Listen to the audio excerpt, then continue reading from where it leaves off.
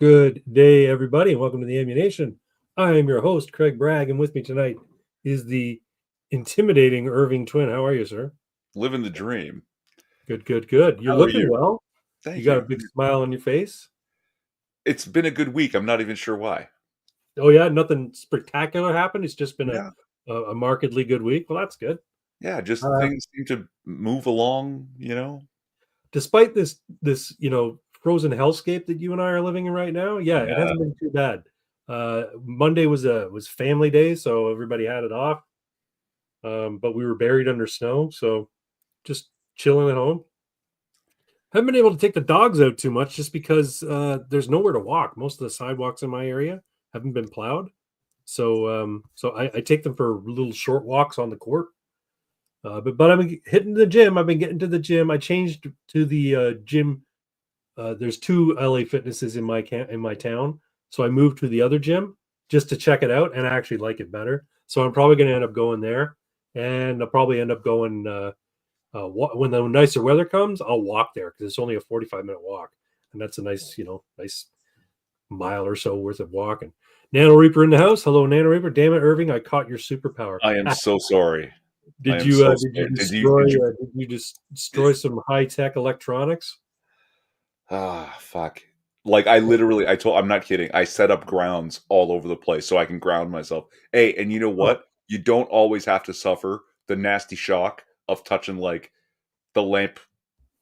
What do you like, the metal lamp pole or whatever? yeah, yeah, Wooden furniture does a fair job. It takes about 80%.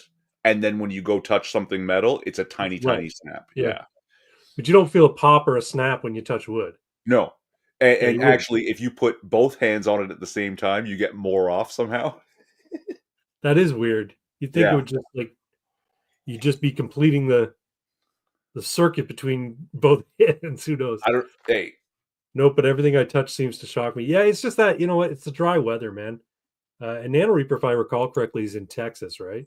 hmm. So, but it's wintertime, so they're going to be receiving dry weather too. You That's had mentioned okay. our weather. You had mentioned our weather, and you know what? Our friend Six used to talk about Marchmas, and I didn't understood what that means. Six is here, And he says, and I incorporated Irving's static touch into the lore. So nice. Irving Twin has a character in the next 6 minutes fiction. So incorporating your superpower into the lore is pretty cool. But our weather, Marchmas comes for Six when he has an unseasonably warm February. Right. And that means March is going to fucking suck for allergies. Yes. Our February is good and icy, so I'm not worried about this March. Yeah. I'm Allergies. gonna be pretty comfortable. Allergies for me. I got an allergy test done, and it turns out that whereas I thought I was really allergic to dogs and cats, and that's why my allergies and my asthma has been acting up. It's not. It's like birch pollen, and I don't even have a birch tree in my backyard anymore. We took it out, No, but but that whatever. stuff clings in the air and hangs and blows on the wind Yeah. for miles and miles, so you're never safe. But hey, when we say Please tell them of the March Reserve. yeah, but when we say we're buried in snow, it is a Yeah. little bit rare for Toronto for it to be this bad, but we're friggin' buried. We Like are. when I'm standing in my driveway, I can't see my neighbor's cars. Yeah. Like, Same. yeah, the snow pile is taller than me Yep. Me between too. the Mine's up houses. to. It's not tall to me, but it's damn near my height. Also because ours is narrow, the space, the landlord cut out part of their grass in between the Yeah. houses to put in more tile so they could rent more spaces in the house and park more cars there. So there's way less area, so it's tall as shit. Yeah. And at the bottom of the driveway, I was laughing when I saw it. And then I realized, oh, these kids have ruined me. They were climbing up the mounds and sliding down them into my driveway, and I realized they were dragging all the snow back down, melting it just enough to ice over. So now I can barely fit my car out the driveway now, and the shovel just won't go. I'm like, I'm not dealing with it. It's We'll wait for the brutal. snow. This is the worst snow we've had in I think probably 4 or 5 years. Yeah, Last year we had one big dumping and then it was gone like within a few days because the temperature increased. But it's been so cold, and every day or every couple of days there's a little dusting. So the nice thing about that, trying to put a silver lining on it, is the snow doesn't look all dirty and grimy like it does after it falls. It's getting dusted over with a nice layer of white, so it still looks fresh and clean. And Uh, it's tall enough to avoid the splash of dirty road there's salt. that too. Yeah, Yeah. we've had multiple 80+ degree Fahrenheit days this month, so yeah, I'm pretty well effed.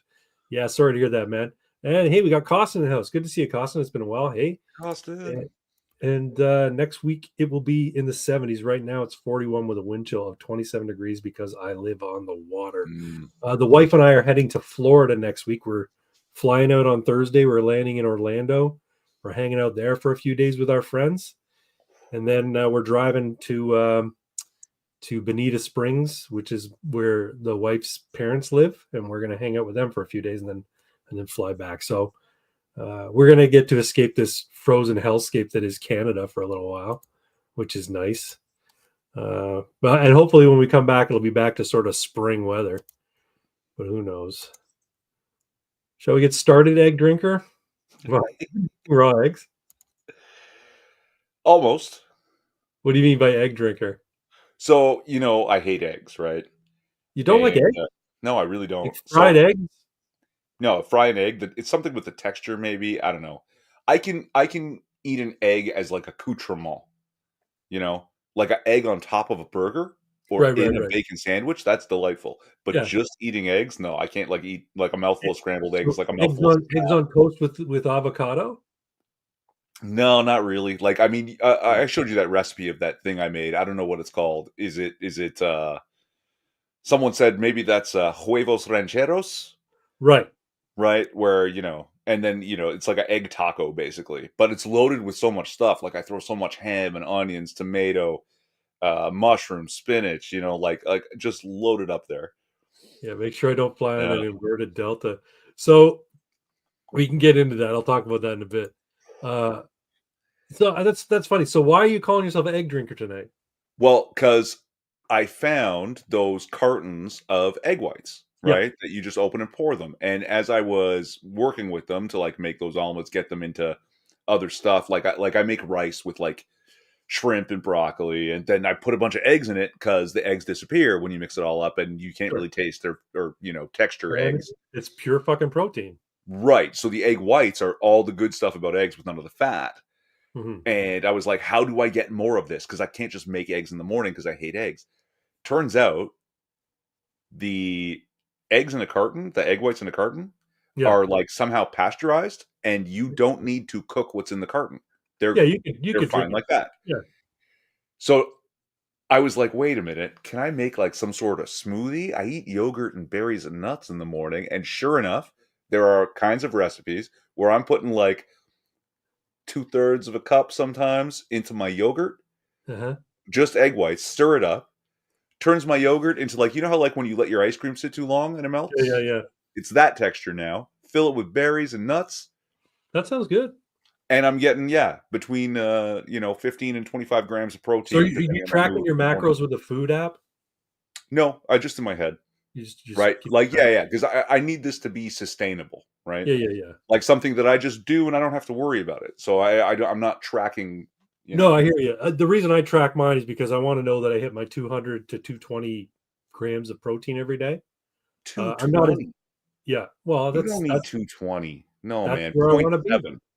What's Point that? point 0.7 grams per pound of desired body weight. Yeah. As long as I'm getting above 200, then I'm happy, right? So sometimes I go for 220. It's not going to hurt. But anyway, um, I like eating eggs, and I generally fry them. This week, though, I haven't had a single egg. I didn't eat eggs this week. I needed a break from them because normally I'd have them every morning. I got to Mhm. have 3 whole eggs and a half a cup of egg white with a little bit of hot sauce and fried in ghee. So I fry my eggs in ghee, and yeah, that would be my breakfast. And no bread, just the eggs. But the wife made chili the other day, and we had some leftover. So for lunch, I heated up chili and I put the eggs on top of it, and damn, that was good. We got a couple of comments. We got some Spanish here. Me gusta huevos rancheros con salsa picante. Achicalore, estafina. I don't know what all that means, but and then He he likes said, huevos rancheros yeah, with salt with spicy salsa. I'm not sure hache calor, but estafina is it's great. hache color is very tasty. Maybe I don't know what estafina No, it means. would be I mucho. put walnut and pecan pieces in my rice. I've seasoned with cinnamon and thickened with milk powder. So it's like you're eating rice pudding. Gross. Exactly. I can't eat rice pudding. I used to have it when I was a kid. My mom used to give it to me. I'm like, why am I? This is nasty. It's like cold rice, but it's all slimy and it's got extra liquid in it. So I put some cinnamon on it. I'm like, that doesn't make it better. It just makes it have cinnamon taste to it.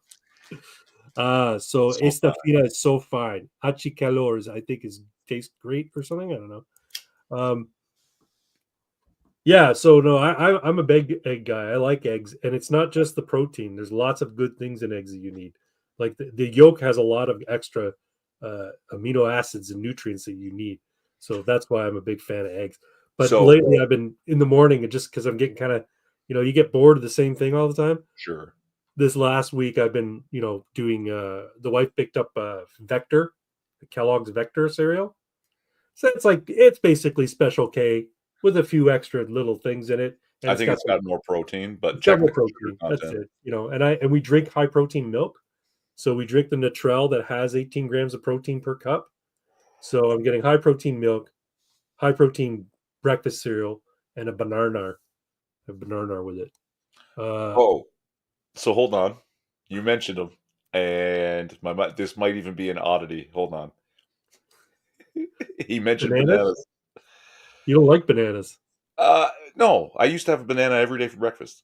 Um, Why'd you stop? I don't know, but hold on.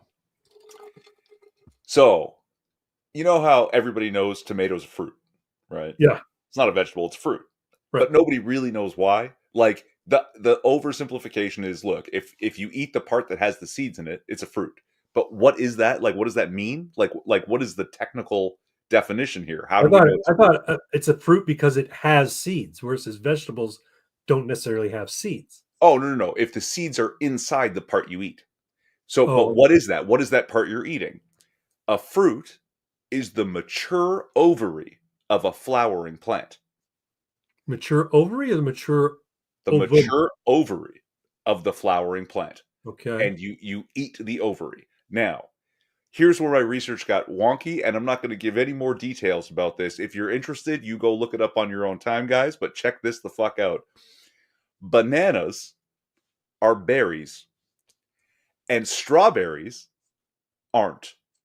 They're not even fruit. Because the seeds are on the outside. They're flowers. Interesting. Okay, so back to do you even lift, bro? Let's go back to even that, bro. Yeah, so I've been, like I said, I've been going to the new gym. Same company, LA Fitness, but it's at the other end of the town. And I've stopped using the fitness app that I was using all the time. It was saying, "Hey, okay, now you've done 1 week of the same routine. Now go and do the same routine, but do 2 reps in reserve as opposed to 3 reps in reserve." I'm just, what, fuck that shit. I'm working to failure, and I'm doing 3 chest exercises, 3 back exercises, 3 shoulder exercises on one day. I've got an arm dedicated day, so biceps, triceps, forearms, and then I have a break day. Then I do leg day, and then I hit my chest, back, and shoulders again. So 4 days a week, and yeah, and I'm loving it. And I like to use machines and dumbbells. That's my thing. I'm not a big bench press guy. If I'm pressing with dumbbells. And yeah, I've been getting I've been getting some results in the chest. Though I didn't go yesterday, so I'm feeling a little bit soft. A little flat A little today. soft, yeah, but that's okay. How Yeah, about no, you? I How you been going at the gym? How's things been going at the gym? really well. I think it's because I did find a way to increase my protein intake, right, by getting more protein in the morning. Um, and yeah, like I mean, you're talking about getting 200 to 220 grams of protein. Yeah. I'm like 180 pounds, less than that now, looking to be 170 pounds. Yeah. I only get now, my increased protein is I break 100 most days. Oh, really? Yeah, and for the longest time, I was doing the math. I was like, wait a minute, I'm only getting like 70 to 80 grams of protein a day. How did I gain 20 pounds? Right. What's Um, what calories are you shooting for each day? like I bank 2,000, Yeah. right? And like I said, really simple breakfast. It's just some egg whites and yogurt with berries and nuts, so it's very low calorie. It's like maybe 200 calories. Yep. My lunch is always boring as shit. Yep. I have found a way to spice that up though, because I found these really tiny buns that are Yeah. only like 120 calories instead of almost 200 calories for a bun. So I can make 2 sandwiches sometimes. And this barbecue sauce that's like 40 calories for 2 tablespoons. Yeah. And 2 tablespoons is like way too much for these 2 tiny buns. Yeah. So, sometimes I can have 2 sandwiches for less than 500 What do you calories. put on the sandwiches? Turkey and pickles with Oh, the okay. barbecue sauce, Yeah. right? So Yeah. it's like, yeah, meat like under 500, maybe about 450. And then at dinner, as long as I have a big chunk of protein, Yep. it doesn't really matter what else is there Yep. because I've got plenty of room in my calorie bank or whatever. Yep. And I'm full, like because I like broccoli, Yeah. so I can eat a lot of broccoli. And my snack at night, it's like I go for carrots instead of Yep. something else. But also, haha, at the end of the day, like box my what you call it, my not BMR, but the Basal daily metabolic rate. no, but the daily calories for someone who's doing the Oh, cardio and doing the yeah. Yeah. gym, Yeah. Yeah. my height and weight and all that, I still usually have like 600 calories left. So Yeah. if I want a cinnamon roll one Wednesday night for no reason, it's not a big deal. Well, this is the thing that Thomas DeLauer talks about. He says don't have a cheat day because it's very easy to overdo it on a cheat day Yeah. and just shoot back all the progress you've made. If you've been really diligent all week, you're like, okay, Saturday's my cheat day, and then you just go hog wild on a Saturday. Well, the problem is you'll undo any of the caloric deficits you had the previous week. So he says instead of doing a cheat day, have a treat every day. Have some treat that is, satisfies your sweet tooth craving, is relatively healthy. Do it every day, and then that'll sort of Hmm. prevent you from going for cheat days, right? Occasionally you're going to go out there because you're going to be invited out to dinner. You have to go to a wedding or whatever. You can't control what you're eating so all the time because we have social commitments. So you're going to break your caloric intake sort of what do you call it, restriction if you're trying to restrict your calories. You're going to do it periodically. So it's best not to have a cheat day because if you say, okay, I'm going to have a cheat day, oh, and then I've got the wedding on Saturday, then you're basically doing 2 cheat days and you're putting yourself in a hole, right? So yeah, no, my treats are my grenade bars, which quite frankly are pretty good. They're 250 calories. So it's almost a meal. It's a snack essentially. 21 grams of protein, about the same amount of carbs, and like 1 or 2 grams of sugar, Oh, and that's really good actually. How much fat did you say? like maybe 7 or 8 grams of fat. It's not a Okay, that's lot. really good. That's really good, So especially if they're tasty. yeah, they're very tasty. And I think the reason they have so little sugar is it's mostly sweetened with allulose, so it doesn't really count in the same way as like sugar would. So we got a couple of more comments. Steamed broccoli with melted cheddar is amazing. Yeah, my mom used to put chocolate cheese melted cheese sauce all over our broccoli and cauliflower. Uh DYELB. I don't know what that means. I did Do it. you even live for it? Do you live pro? I did a 24-hour fast the other day. Proud of myself. Going to be doing no animal products for Lent this year, starting March 5th.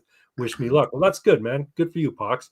Yeah, fasting is a lot easier than people think it is. 24 hours is not that hard because your body won't even register that you're hungry if you just keep filling yourself up with water.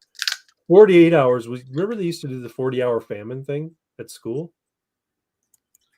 No. It was basically to help it was like a kids would get sponsored to participate in the 40-hour famine, and then those sponsorships would people would pledge for the kid, and then the kid would get that money and it would go to some worthy cause for like kids starving somewhere over in Africa or something shit, or it would go to the Daily Bread food bank and stuff like that. They called it the 40-hour famine, meaning don't eat for 40 hours and get pledges, and it'll help people who actually have food insecurity, right?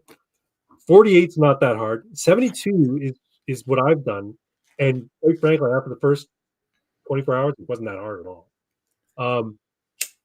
I'm not going to do another fast, I think, but I did talk to Twin about this a couple weeks ago.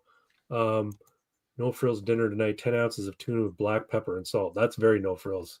Yeah, you're not adding any mayo or anything to it. No lemon, olive oil. Oh, I think he eats it in olive oil. He used canned tuna in olive oil. So, because tuna, like in water, once you drain it, is almost unpalatable. It's like eating. It's dry as fuck. Yeah. It's like eating slimy insulation. It's not very good. Oh, I was thinking more like wet cardboard. Yeah, there you go. Wet cardboard. What was I talking about? Shit, I don't remember. That you're gonna do carnivore for 40 days or something? Yeah, I'm gonna do a 40-day carnivore diet when I get back from Florida. Because I know when I go to Florida, I'm gonna be taking bites of the wife's churro, and I'm gonna be going out to dinner at restaurants, and I'm not gonna behave myself as much as I should. But I am still gonna hit the gym because the hotel we're at has a nice gym.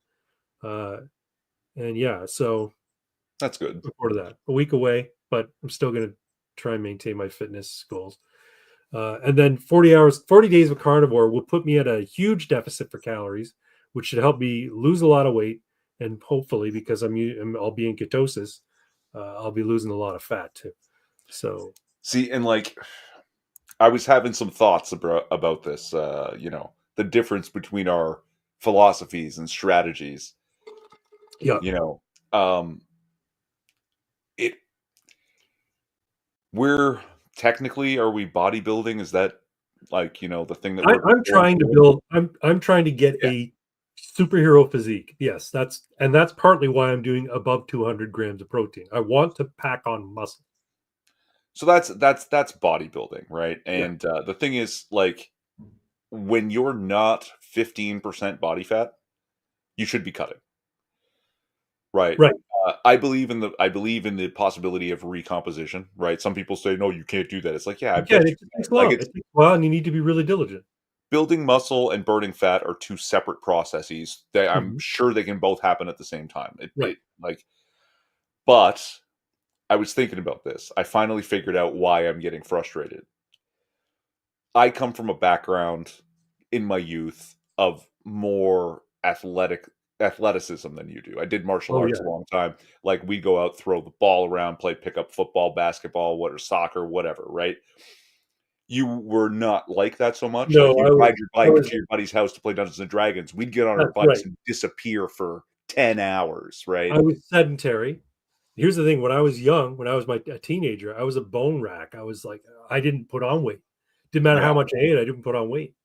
But metabolism slows, and I guess I was active in the sense that I was walking everywhere because I didn't have a car, and I either rode my bike or walked And you everywhere. worked, you had a job and stuff, I so had a you're always job like working. doing something, And I but was on my feet at my job too, so I was active, but I didn't put on weight. But then, as you get older, your metabolism slows. You put on more weight. So, but I've never really been athletic at all. So, yeah, and like now here we both are, and we're both, I guess, yeah, trying to build our bodies, but also the way you're going from like this workout to that workout, this kind of diet, that kind of diet, you're just building the body. What I've been doing over these years, what I realized is building a base, right, and not a base of my body, a base of all these other things. Like, first off, the base of consistency going to the gym. It was very bad in year one yeah, because I wasn't really working at it. It was just like to not get injured anymore. Year yeah, two was much better. And now it's like, okay, if I haven't been to the gym in 3 or 4 days, it's like no more excuses, back to the gym. And yeah, whenever I think I don't feel like it today, when I was yeah, scheduled to go, I know that turns into a month like that. yeah, So forget it. No more of that. So I built that discipline there. yeah, Then it was, which workout can I do all the time? because I can recover from it. Even if it's boring, it feels good to do it, yada, yada. Yeah. So I settled into PPL, Yeah. right? Added a shoulder day. If that didn't work out, I could go back to PPL.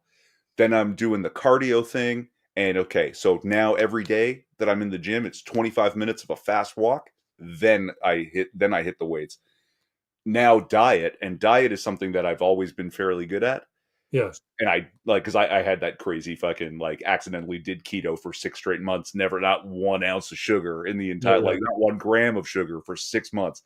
Yeah. So that came quickly, and I'm still building it, and I wanted something that I can have forever.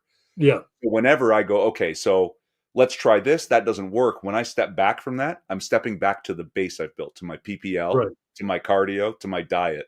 When you finish the thing that you're doing, you step back into the sand. Your base is not athletic, not working out, not watching your That's the diet, thing, yeah, yeah. and you haven't taken the time to build that base over these years, No. so you don't actually have one. And that's what I'm getting frustrated with. Craig, you got to build yourself a base, so whenever I don't like that. When you go back to something solid. Well, here's a couple of things I'll say about that. So the base for me is consistently going to the gym and Okay, being you do conscious have about that. what You do. I'll give you that and one being for sure. and being conscious about what I'm eating, right? And avoid backsliding into bad dietary habits, because that's the other thing. Never really ate well. It's Half a only bag in of the last clodhoppers. year. What's that? Half a bag of clodhoppers. Oh my fucking god, man.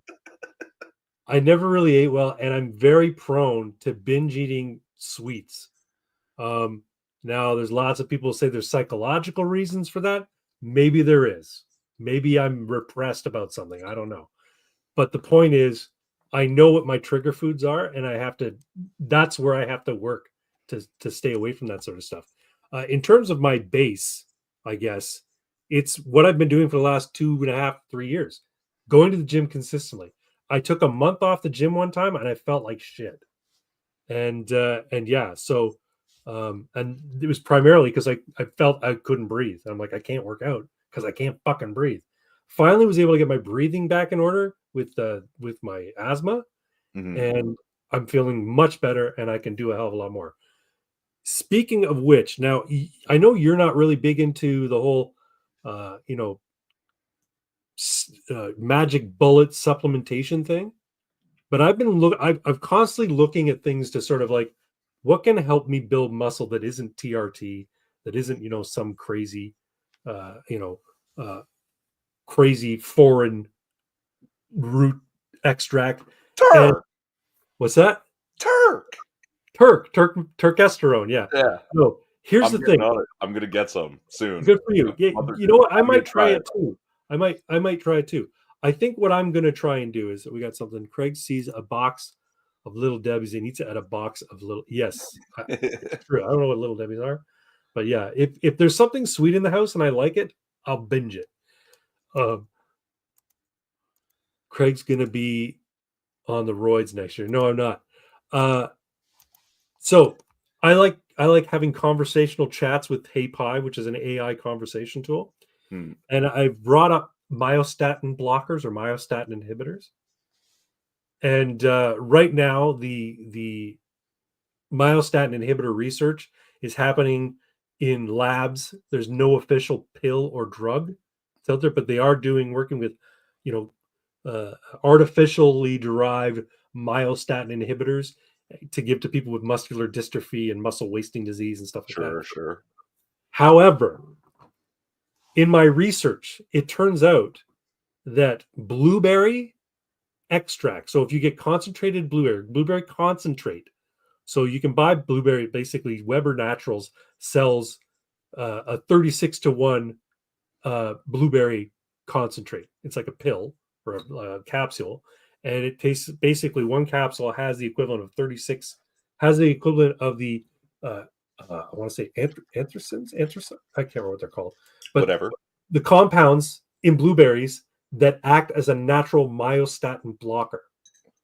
There are compounds in blueberries that will basically inhibit the myostatin that's natural in your system that basically tells your cells to stop growing muscle.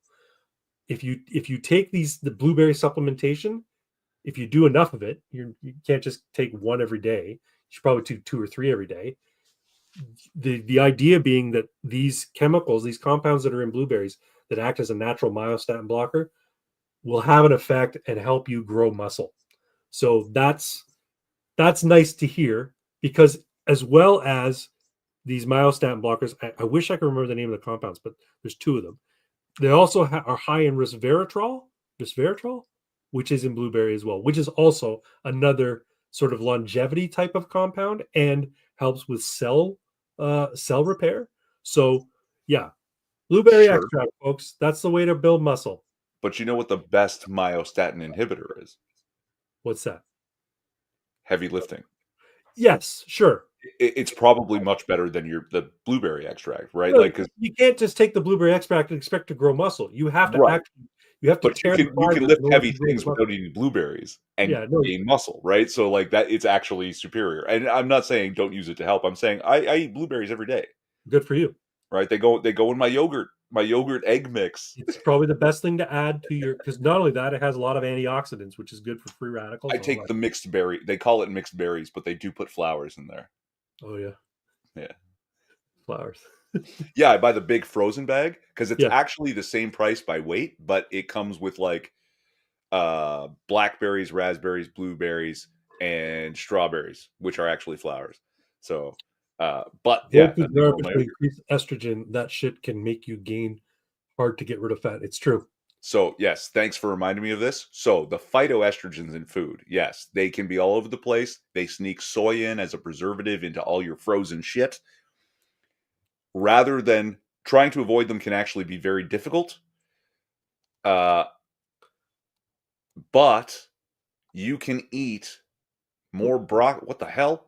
Sorry, I You was can eat fucking around more with you. broccoli and more spinach because both of those things contain something called indole.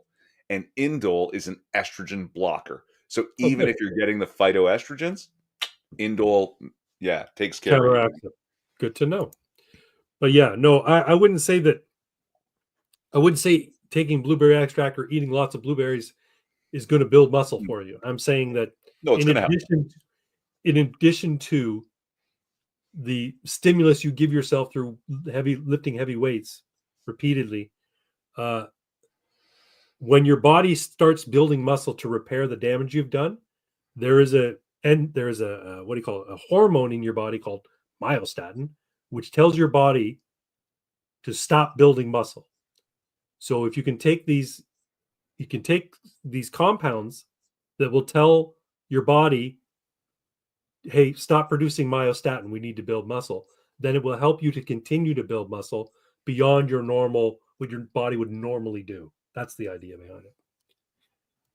Anyway. But again, like what I'm trying to do is like we're into the third year here, you and I, right? Yep. And for me, I'm like at this point where look, if by this summer I don't have a holy shit, that guy looks great for 43 and it like just goes to the gym a little bit. How did you do that? If I don't have a how did you do that at 43 body, Yeah. I don't know what the fuck I'm talking about. I literally have no idea what I'm doing. But I think I do, and I think it's going to be pretty damn good come summer, Good for right? you. Not like not the fitness influencer guys, right? I'm not going to look like Greg Doucette or fucking Togi, if you know who those guys are. I do. But I'm gonna be like, hey, who's that Yeah. for? Like that's I have no illusions about getting up on stage all greased up to win an award somewhere. That's not what I'm looking for. What I'm looking for is something that when I put on a tight fitting costume, it doesn't look like I've got pads in the costume to make it look like I have muscles. It looks like I have muscles under that costume. Speaking of which, I've been thinking about Canada Man uh, and some activism or some demonstrations. So, what do you think about Canada Man going out on a street corner with a sign that says "Old and Busted, Parliamentary Democracy, New Hotness, Constitutional Republic"? um I don't I think it's a little too highbrow and people won't get it. So it should be much more succinct. I mean, like, what else is the plan? Like, to draw attention and talk to people about it? You're gonna record Or this? yeah, I'm just thinking that yeah, no, that's too much because people driving by, they're not going to be able to read that quickly.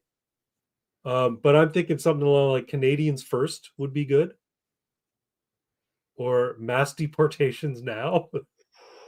I mean, that's been going on a little bit now, Yeah, right? it has. The Midwest Audit had it just dropped a video tonight about where was he in Aurora, Illinois, with the trans women are men sign, and people were losing their shit on him. Good channel, by the way. Shout out to Midwest Audit. If you don't follow them, they're worth watching. There's some interesting stuff there. Let's see. My favorite snack: baby carrots and broccoli with French onion dip. Yeah, it's good stuff. French onion dip can be really high in fat though, so you got to be careful. Oh, I had a thing about snacking the other day, right? My Yeah, sister came over, so we were gonna hang out, watch some stuff, and so I went out and got snacks. I was like, roast "Ah, I probably barbecue won't with have any," but they smoked like barbecue. barbecue chips and the old Dutch corn twists. Oh They're yeah, not. yeah, They're not. Yeah, it's like a corn puff. It's a tiny little skinny yeah. thing, But mostly air. they're like really kind of greasy and salty. Oh yeah, yeah. Yeah, I know what you're talking about. And I was looking. I was just doing in my head. Okay, yeah, I'm under 2,000 today, right? Because also my huevos thing. Yeah, I realized if I just don't put cheese in there, that's like almost 300 calories gone, and it's yep, still just as filling. yep. So you know, great. At the end of I was like, I'm barely at 1,800 calories. I can Right. have a little bit of snack. I looked at the bag of potato chips because my sister loves barbecue chips, right? And I was like, 50 gram serving. What? 260 calories for 30 potato chips. Yep. I'm not going to count out 30 potato chips. So I look at the corn puffs. 2 cups, or it said 4 cups is 300 calories. So I thought 2 whole cups, 150 calories. That's fine. And I poured myself 2 cups. It's a, decent Bowl. size. It looks a decent size in the bowl, but they're like 80% air. So as I'm eating them, I'm like, yeah, they're okay. And then they're gone. And I'm like, I really don't feel like I ate No, something. So I had to go get some carrots. And like now I look at those numbers and I'm like, it's really not worth it. Like they don't no, taste that good. no. If you want Where something like that, like a snacky thing like that, air air bu- uh, air pop popcorn or microwave popcorn, not the one with like the little fucking super salty flavor packet in the bag, but like no, no, no, yeah. one of those bowls where you just put kernels in it and put it in the microwave with a lid. Regular fake butter popcorn, microwave popcorn. Yeah. Yeah, yeah, That I was like, I would have been better off having a whole bag of popcorn for 300 calories. I would have but still, like once that clicked in my head, because I've been doing so well, it was like, what a huge waste. Why would I bother eating that? yeah, And I actually very much like baby carrots, even without the French onion dip, right? yeah, So I just go ahead and snack on that, and like the same amount or even less volume in the yeah. bowl filled me the fuck up. Well, Like yeah, my it's much more stomach was dense, like, right? I was like, oh my god, for 40 calories. Yeah, it's You know much what I more mean? dense. Like once you start thinking that way and seeing it, it's like it's not worth it. It No. really like I don't even miss it. Well, what I've been doing with so if I'm feeling like I need something in my stomach, what I've been doing is I've been having a protein shake made with water. So I don't use milk. Yeah. 2 scoops of my protein powder. By the way, I'm using Believe Supplements dark chocolate protein powder. It's really tasty. And it tastes fine with water. So just some ice water. And I had a old jar of powdered peanut butter that I've been using. So I basically take a scoop of that, gets me a little bit of fat, a little bit more protein, and it's chocolate peanut butter shake, and it's so good. Nice. What's the And calories on that? it's like 200 calories, but it's like 60 grams of protein. So it's Holy shit. yeah, it's great. So yeah, and I can do that, and like because it's like a big like 2 cups of liquid, 2 and a bit cups of liquid, it fills me right up, and I feel like my sweet tooth's been sated, plus my Mm. salty's there because of the peanut butter. So yeah, baby carrots are great. They're really dense, lots of vitamins and minerals and shit. So Yeah, Nano touched on that, the vitamin A and the baby carrots, right? yep, Um, there's a thing going around the fucking fatty fats called intuitive eating, Oh God, yeah, and they're all wrong about intuitive eating. Again, I come from that in my youth, in my teens and early 20s. I was yeah, very active, like martial arts and like not playing competitive sports, but that's what we did for fun, right? yeah, yeah, So when I had cravings, I was like, you know what I want? Fucking chicken. You know what I want? Broccoli. Oh, yeah, I'd love some carrot. Like yeah, yeah, I intuitively knew what I was lacking, vitamin A, like the fiber and indole in stuff, right? Or I don't drink orange juice anymore because it's just sugar. yeah, And I had this thing about fruit, so I'm not huge on fruit anymore because there's a lot right. of sugar in it. So I don't keep oranges around. But I looked at my spicy sauces. Almost every one of my hot sauces loaded with vitamin C. Yeah, because it's made from peppers. So apparently that's what I'm after. I might not even like spicy that much. I Yeah. just know the vitamin C is in there on some level and I crave the thing I need. Not I'm hungry for sugary snacks at 11 at night, Yes. right? Which is what the fatty fats think intuitive eating Well, yeah, means. my body's if I feel like a sugar craving, it means my glucose is low. No, it means you're used to eating sugary shit. And you Uh, need the dopamine hit. that's it. That's more Yeah. likely. You need a dopamine hit. Um, that's why I like hot sauce with my eggs because, like you said, eggs can be kind of bland, right? So hot sauce, zero like Frank's Red Hot. There's no calories in it, and it's just red pepper sauce. And it adds a little bit of zing to it and gives you a little bit more flavor to it. And there's no calories, so fuck, go for it. Um, anyway, we should move on. We've been talking about this faggy stuff too long. I could talk about it forever though. That's because you're a fag. Yeah. Huge gym. I make friends at the gym. I have gym buddies. Yeah, see, I don't. I'm a solo loner guy at the gym. No, no, no. Like I'm like all the people between 40 and 60, we're all Yeah, like, "Hey, how's it going?" You know what I mean? And we see these young people doing weird shit and we just fucking shake our heads. Okay, yo, let me tell you about this. No, before we move on. okay, You know there's such a thing as like the concept of meme exercises, yeah, right?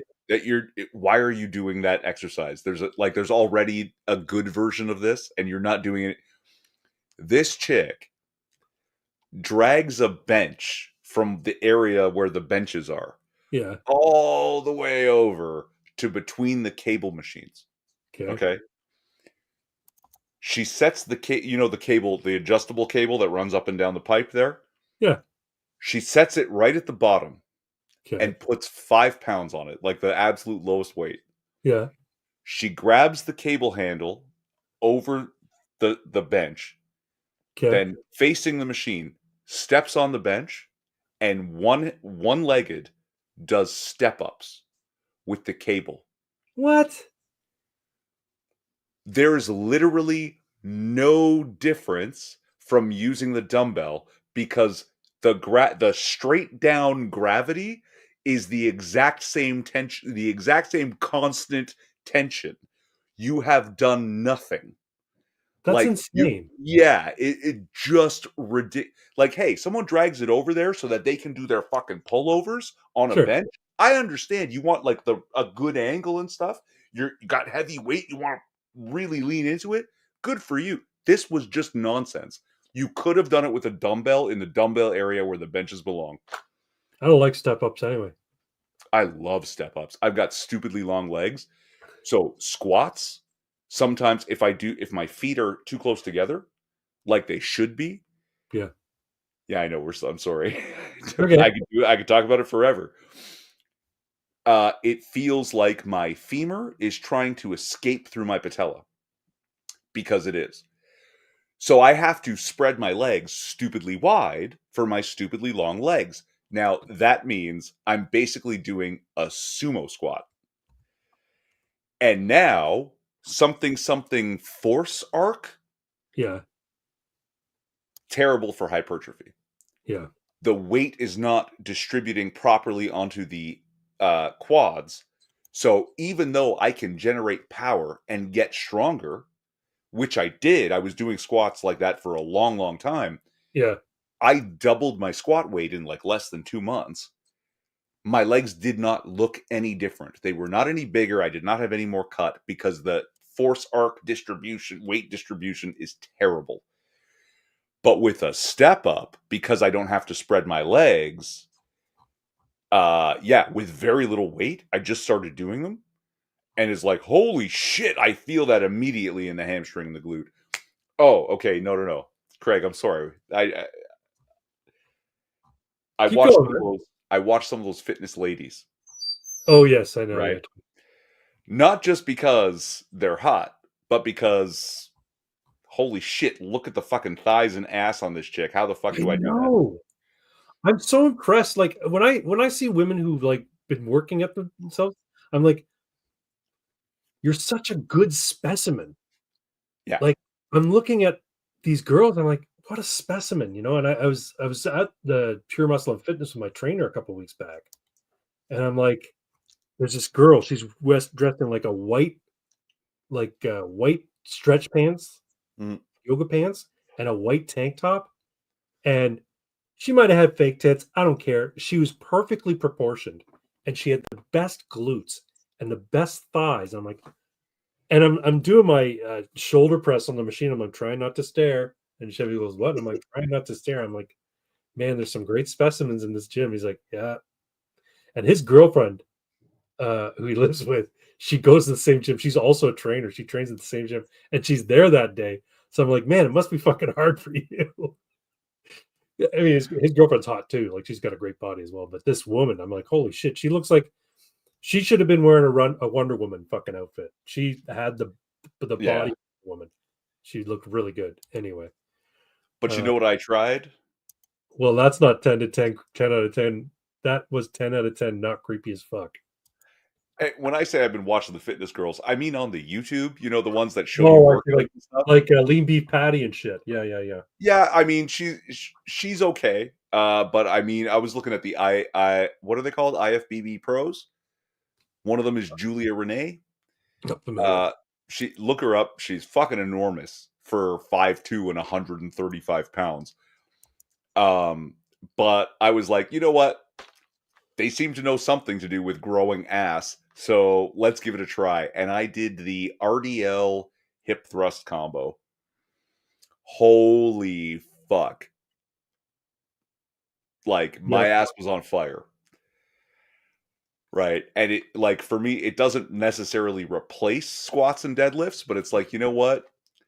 I'll do like deadlifts and hip thrusts and then maybe RDLs and squats and stuff to mix yeah. it up. But like for my core leg day, RDLs and hip thrusts are like pretty fucking badass. I saw some big ass black guy looking at me from the machines, just shaking his head while I was doing my hip thrust.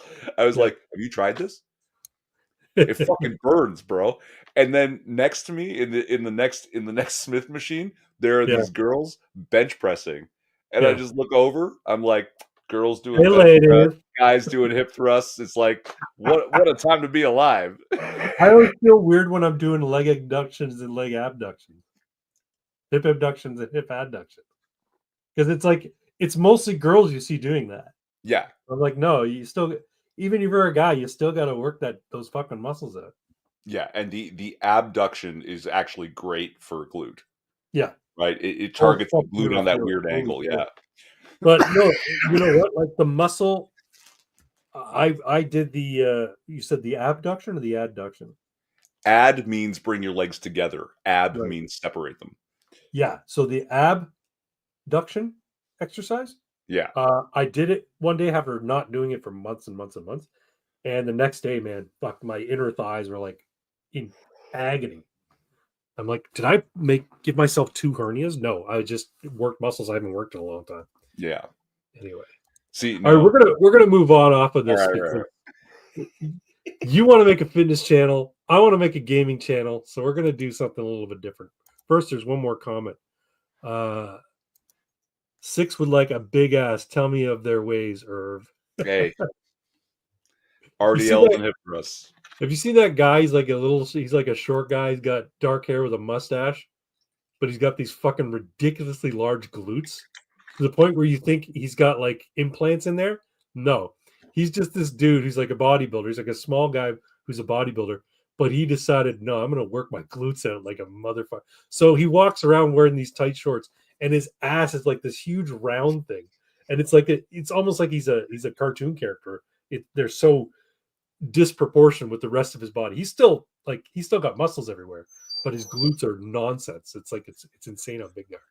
Anyway, okay, because now it's getting really gay because we're talking about another guy's glutes.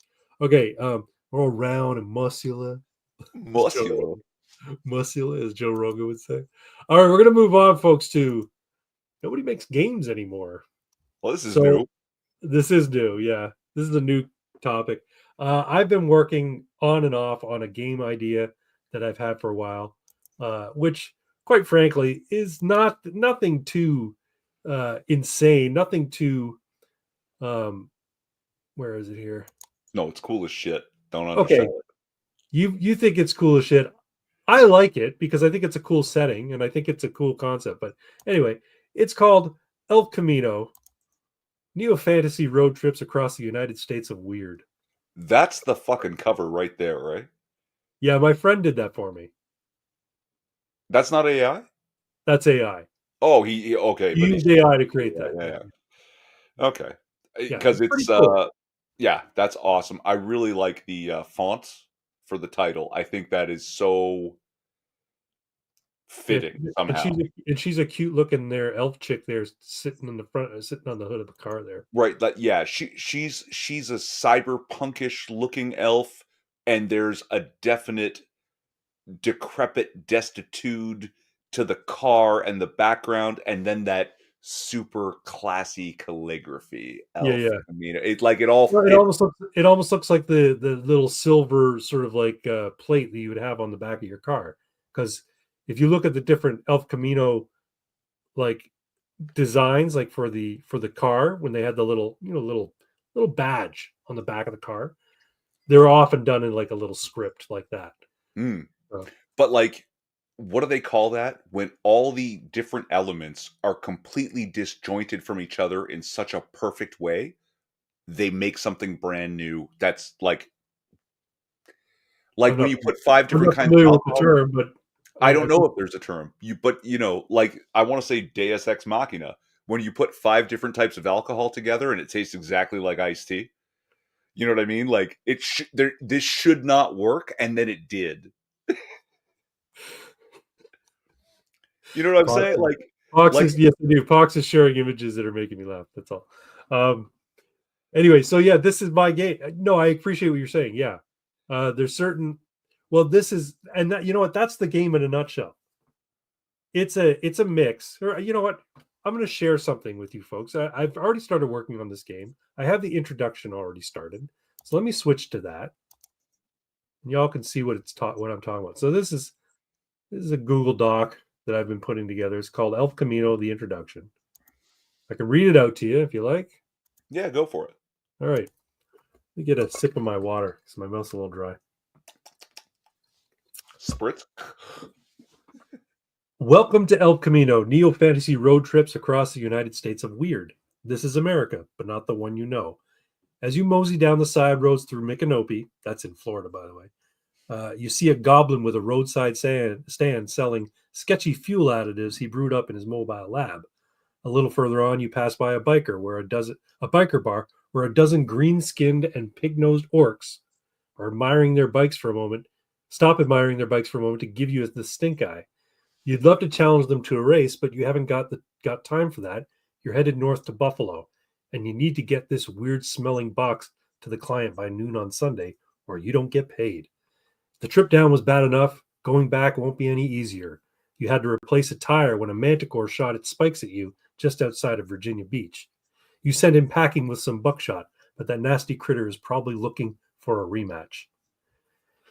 That just gives you an idea of what kind of world you're in. Elf Camino is a tabletop role-playing game where you and your friends take on the role of adventurers making their way across a transformed United States. You might be hired to transport rare alchemical materials to a shady laboratory in Trenton, or to map out a new route to California, since Route 66 was wiped off the map. El Camino draws its inspiration from media you might be familiar with. It's a mix of Bright and Road Warrior with an element of Heart of Darkness and Highway 61. What the hell? Throw a little of Thelma and Louise and Deliverance in there too. The game uses the classic 6 D&D attributes: strength, dex, con, intelligence, wisdom, charisma. The attributes range from 0 to 6 and can go higher with character advancement. The attribute score is the modifier. There's no derivative stats. It also uses the familiar D20 roll high system. There are no skills or feats. Instead, the game makes use of action dice. Each player starts a session with action dice equal to their level. They can be banked between sessions to a maximum of 10 action dice per player. Shout out to Dan Masters, Professor Dungeon Master, for these core mechanics, which are based off of his Deathbringer system. And that's the start of my introduction so far for the game. And so what I thought we might do tonight, if you will indulge me, is work on some other elements of the game. And maybe you people in the chat can give me some suggestions, and Twin, you can ask some questions and ask for clarification if things don't seem altogether clear. Just based off of this, do you have any questions for me about El Camino? We've played before, so I don't have questions off the top of my head for this. The The questions mechanics are we going to played be under were a because little bit different. We were playing under the Chaosium basic role playing game system.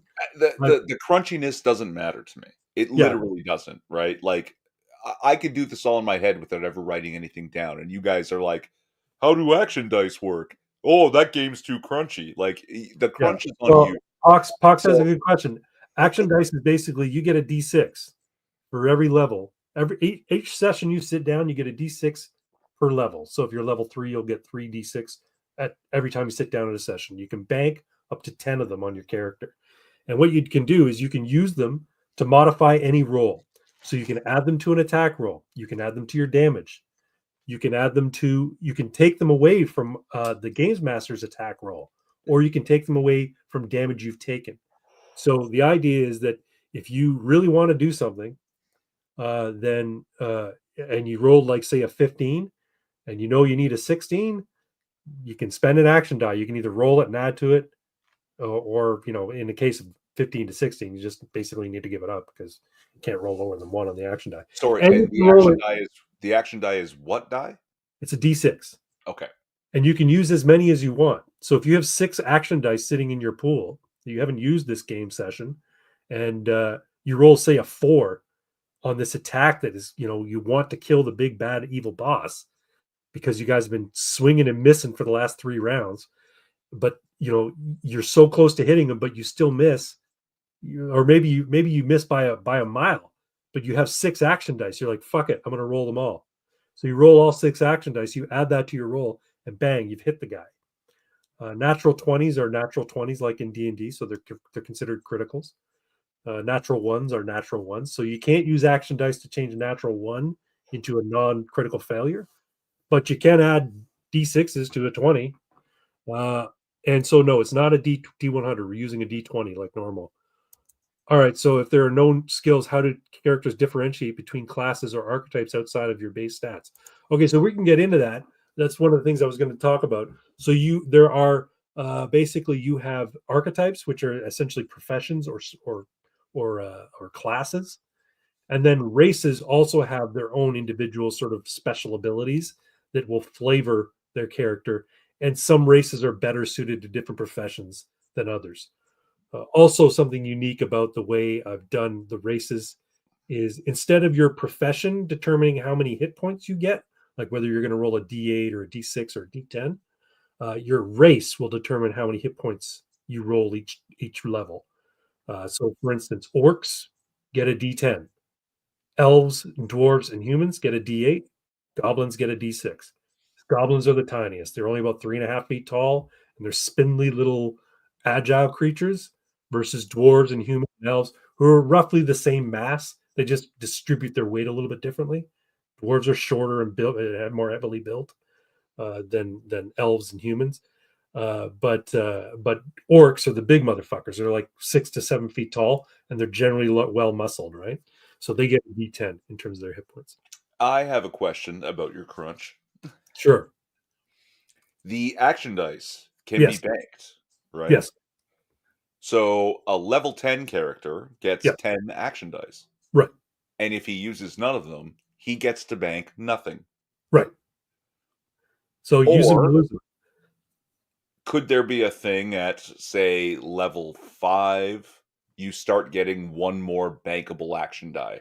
So your slots go up.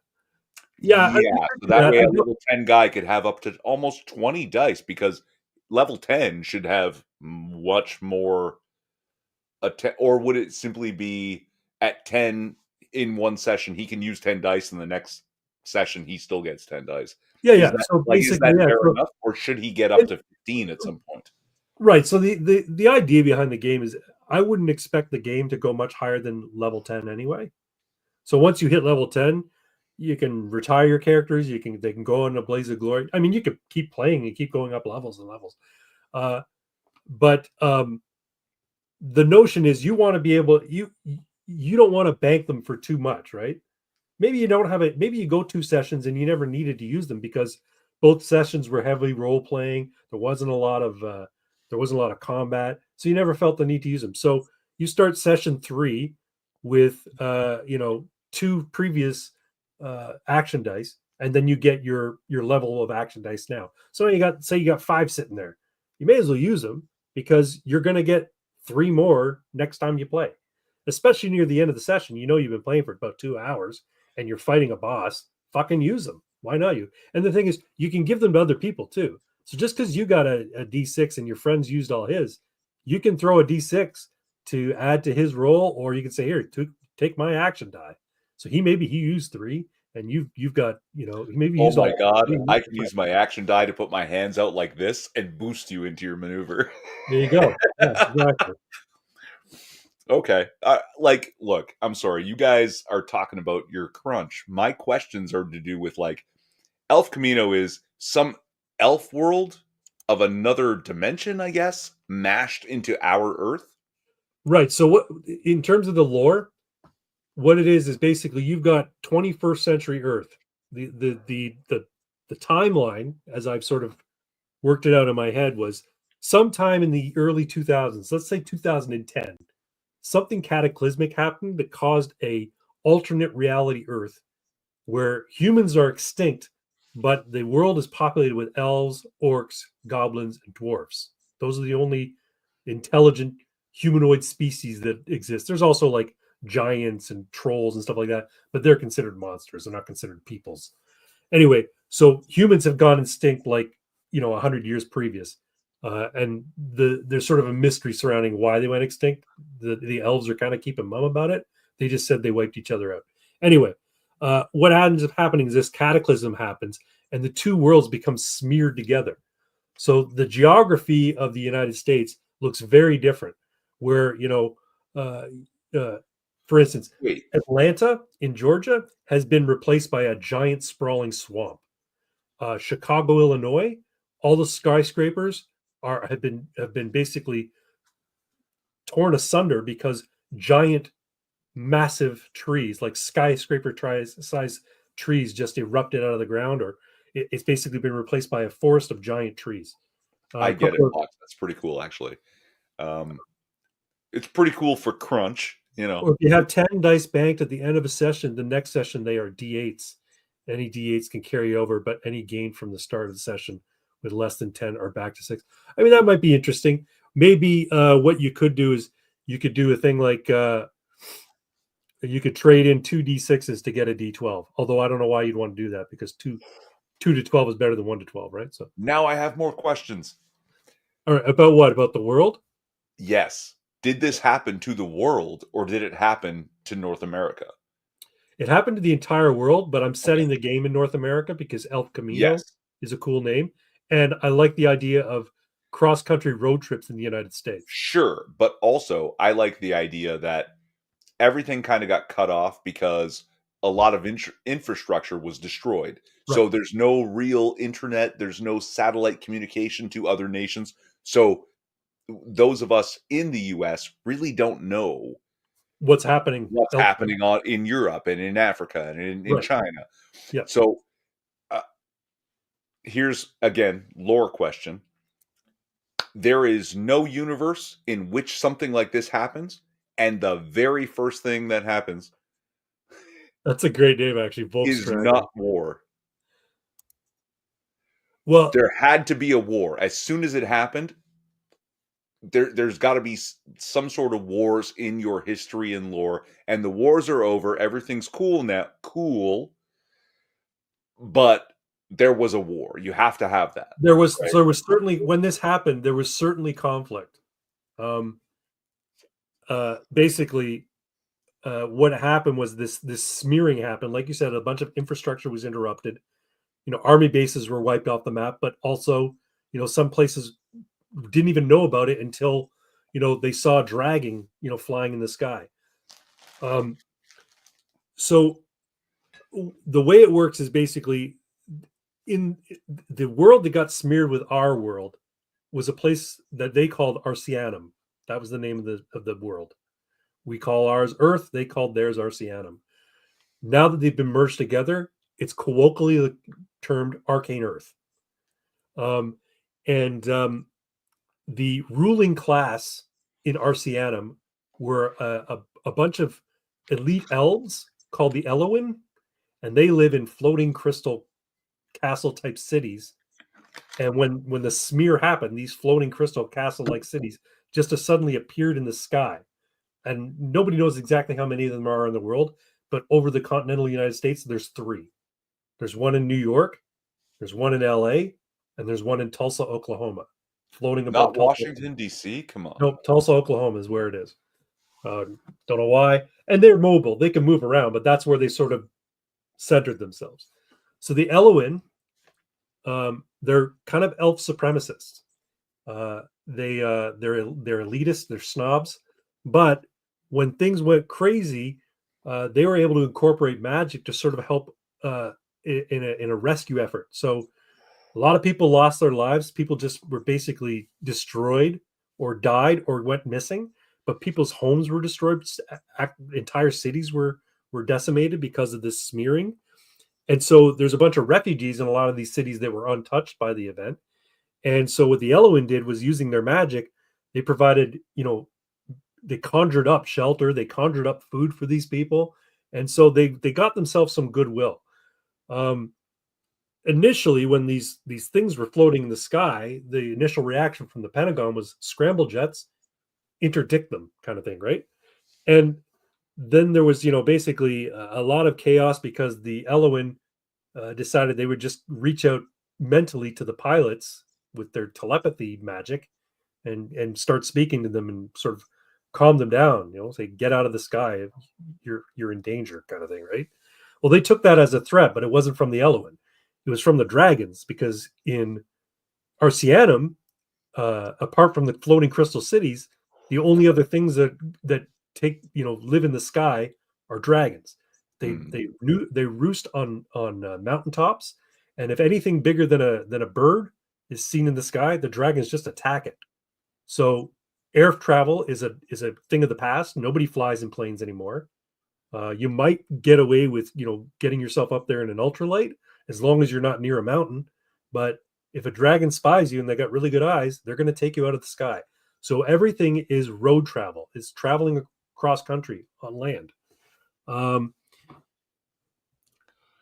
Wow. then you can That magic or is arcing up your whip to travel astrally through the astroband. I don't know what you're talking about. the Astrobahn.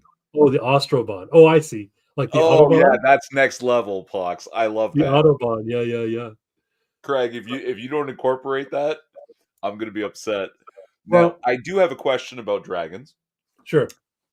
In a lot of games, dragons are ancient, wise, and intelligent beings, Yeah. creatures of magic. Yep. In your game, are they highly sophisticated animals? They're kind of a force of nature and kind of mysterious. So people don't get a lot of regular interactions. The Eloin will tell stories about the dragons, how they're these ferocious monsters, and they've managed to work out an arrangement with them so that they don't attack the Eloin. Do we But know if they have language? That's uh, really key, right? Like language is intelligence. right, so The understanding is they probably do because they can communicate with the Elohim, or the Elohim can communicate with them. They could But use magic to do that, though, right? So, like, right, but humans don't know because they never get close enough to one to have a conversation, right? sure. So they're kind of a mystery.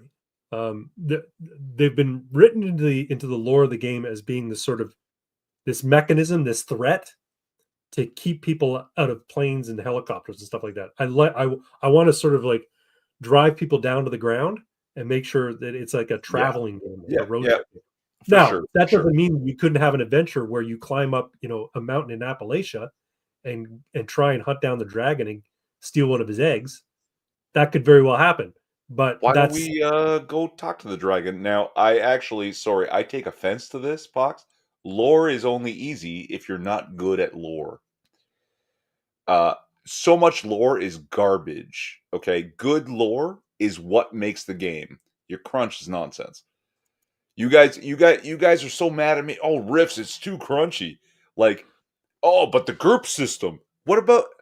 Why would you use that crunch? All you want to talk about is the crunch, guys. Good lore is not easy. Good lore is not easy. this Good is lore why I is don't wax on rare. about lore. I mean, I like lore. I like for me, the game is about telling a story and being involved in that story as a player. If you're a game master, you're weaving the tale, and your players are sort of fleshing out the details with their actions and their perceptions of it. Uh, good lore is easy. Well, I don't know if good lore is easy. A lot of lore can be very derivative. I try and come up with unique stuff. The idea about dragons being the rulers of the sky is mechanistic in this game because, like I said, I want it to be a game of exploration and overland travel. You're trying to, in addition to trying to get from Micanopy to Buffalo with that strange smelling package, you're also trying to map out the United States, which is completely transformed because I-75 doesn't go all the way down the eastern seaboard. Parts of it are gone, right? Because of this strange geographic smearing of the world. Um, so yeah, part of the game is exploration. Part of the game is mapping out what happened to the United States since. If you think lore is easy, it's because you think lore is the background. It's the setting. Lore, if lore is not the plot, you're not doing it right. There it has to be part of the story, Right. right? You can set we were talking about the expanse, right? Yeah. There's a lore there. And what's the first season about? It's a missing persons investigation, right? So it's a crime procedural, but the lore changes that crime procedural. It infects that crime procedural. It makes it something. And that's what good lore does. If you're not using it as a tool to actually mutate the story you're telling, then it is derivative. The story's derivative, not just the lore. So good lore is actually very, very tricky. And that's why I dig into that. Right? The crunch of it, the how many hit dice or whatever, doesn't that's secondary to me. Right? How does the lore affect how our characters are going to have to behave? That's what interests me.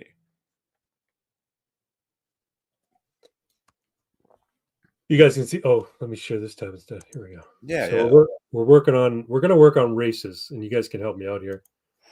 There are 4 humanoid races in El Camino, in alphabetical order. Is that set in stone? At the start of things, yeah, Okay. in alphabetical order, they are dwarves. Colon. Oh, it should be colon. Yeah, you're right. They are dwarves, elves, goblins, humans, comma, humans. Should they be capitalized? I don't know. We'll make them capitalized for now. And orcs. That's 5. 5. There are 5 humanoid races in El Camino. I can make it. In addition to humans, there are 4 humanoid races in El Camino. But we'll make it. There are 5 humanoid races in El Camino. Alphabetical order. They are dwarves, elves, goblins, humans, and orcs.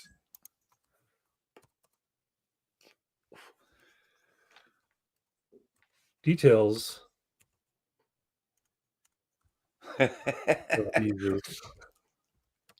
What are your what are the comments saying?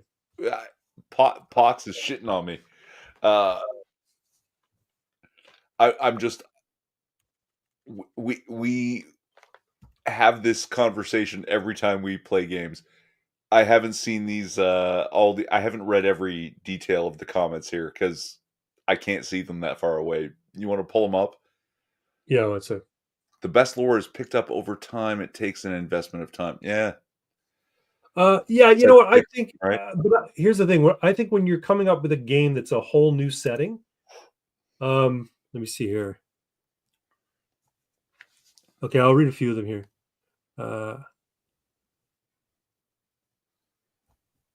Okay, the best lore is picked up over time. It takes an investment of time. Yes, absolutely.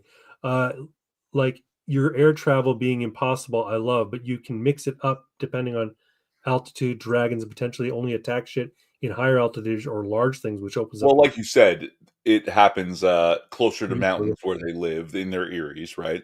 Right. There are very simple ways to add lore, crunch, nuance. Yes, you're right. In the case of making a new game with a new setting, you need to set a sort of like you need to build a setting that has lore interlaced into it. Like it's not good enough to simply say the Eloin live in castles that float in the sky. You kind of have to derive why are the Eloin the ones on top? What makes them so special versus elves, just regular run of the mill elves? Or why do orcs rule the eastern seaboard on the highways? Well, you have to go into why the orcs are doing that. It's fine that they're riding around on Harleys and riding up and down the interstate. That's cool image wise, but why are they doing it? Well, then you have to go into why the orcs behave that way, and you get into how it is they develop this sort of dominance in that region.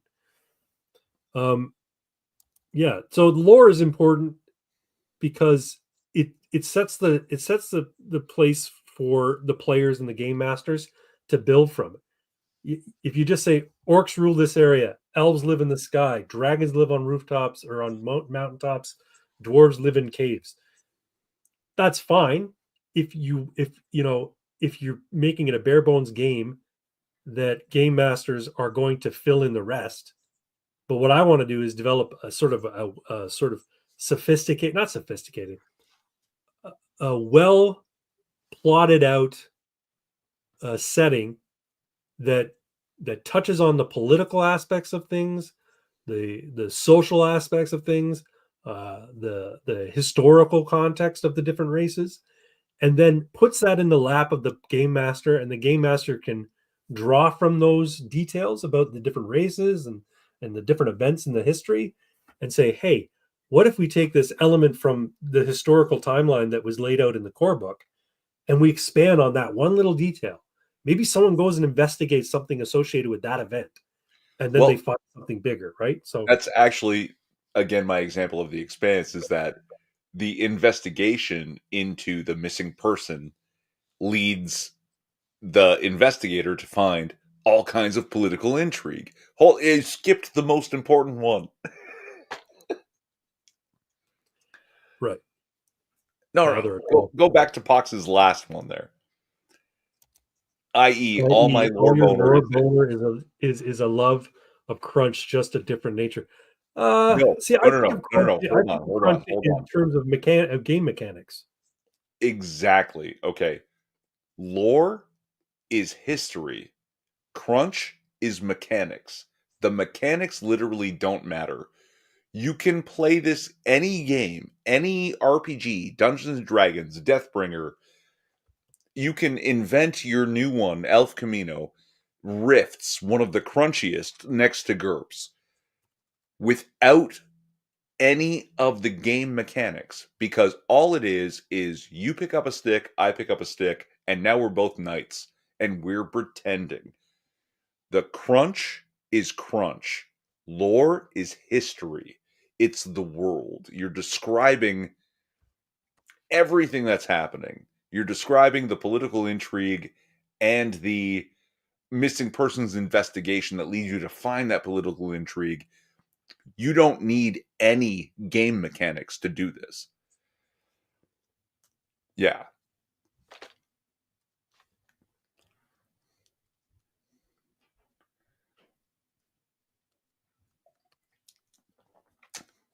You should start with short. No, I'm going to give them a general height range. Dwarves are broad-shouldered humanoids that stand between 4.5.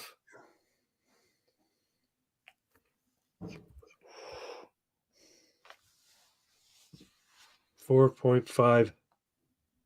Where's my little? No, that's not how you do that. How do you do it? 4.5, 4.6, 4 No, no, foot no. Hold on. Do you want inches, 4 or foot do you 6? want percent, or do you No, want let's a do centimeters because fuck you Americans. No, I'm just joking. How about meter? 4.5?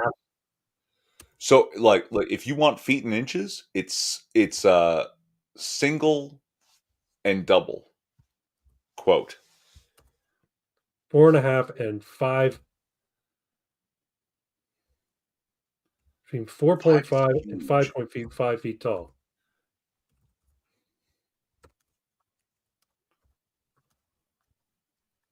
Yeah. Sure. To Is that not? 5.5 feet tall? Yeah. So they stand between four and Five a half. and a half? No, that's a human. No. 5.5, 5 feet 6 inches for a dwarf About five is a feet tall. giant. About 5 Yeah. feet tall. I would say even 4 to 5 feet tall. That if you want to give them a big variance, 4 to 5. Now this is crunch. 4 to 5 feet tall. All right.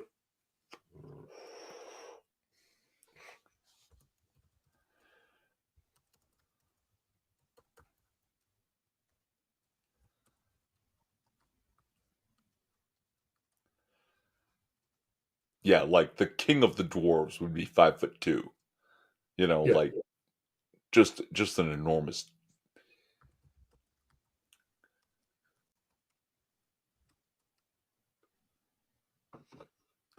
corpulence, like fat. Really? Yeah. They get older, they get fatter. They're generally Wow. well built when they're like in their prime of their lives because they work hard. But as they get older and they work less hard, they get fatter. Right. Yeah, I still think dwarves, based on that, they might have like good fat distribution, where basically everything is front belly. All their extra fat is front belly. So they still have like ripped shoulders, thick arms and shit. And then their belly just starts distending.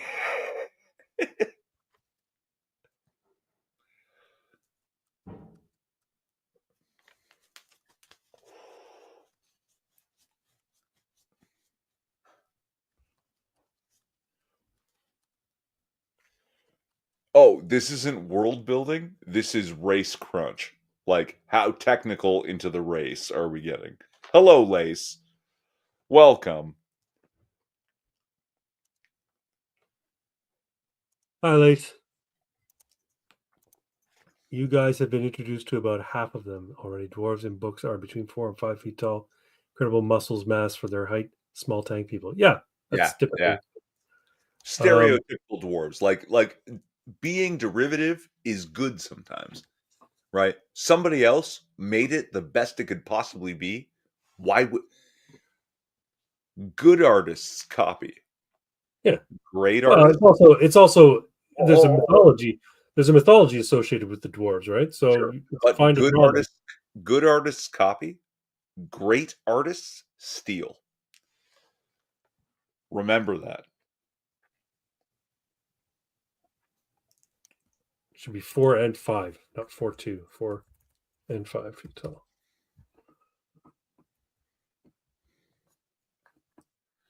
Or if you had Grammarly, it would tell you remove between and put two.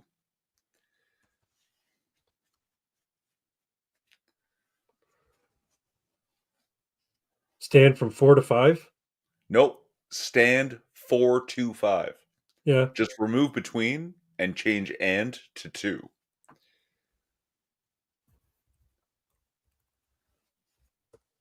Now read it.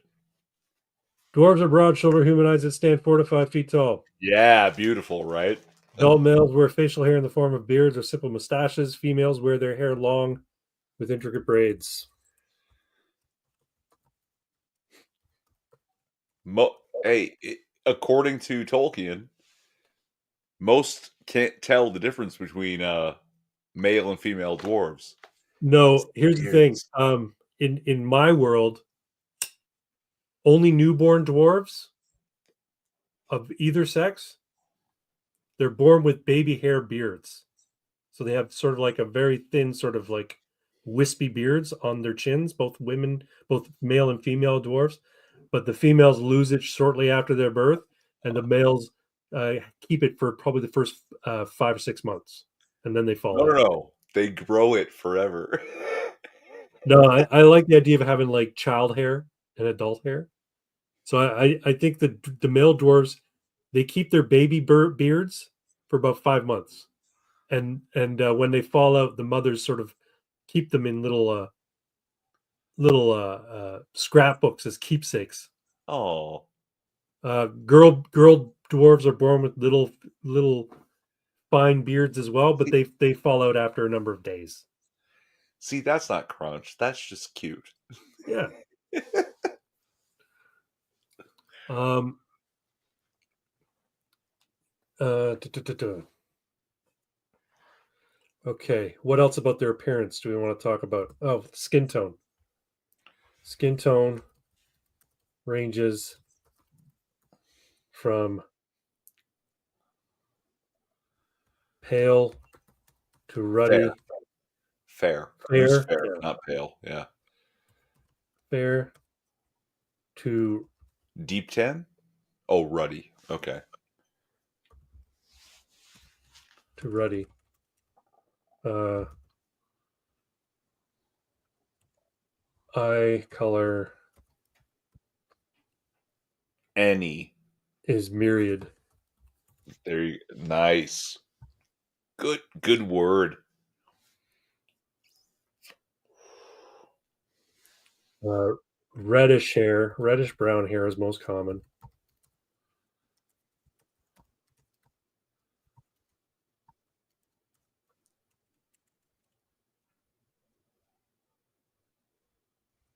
Blonde What?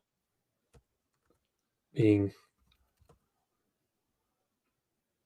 Blonde is rarest? blonde being blonde being rare, except amongst females. Oh. No, But any hair maybe color not. is possible? Reddish brown hair is most common among dwarves, but dark brown, gray, and even blonde can be observed.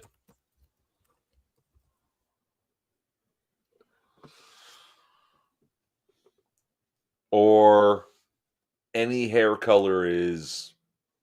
normal hair color is possible, but reddish brown is most common. All right, so hair color, Now I'm being crunchy on the grammar. All right, yeah, like reddish brown hair is most common among dwarves, but dark brown, gray, and even blonde can be are yeah, I would actually put that first for what's that? like any usual hair color is possible, Yeah, but it's a but reddish fantasy realm. brown is What's most common. usual hair color, right? Uh, hair Yeah, color ranges. like not green, not blue. So usual hair colors are like what you think of as normal humanoid hair colors. Are various. How about this? Oh, sure. Yep. Hair colors are various with reddish brown being most common. Hair colors vary. Hair colors vary. That's better. Yeah, you're right.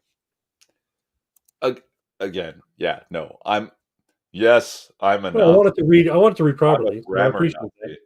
It was Reddit round being most common. How about I'd like to have a little bit of superstition. Sure. Uh,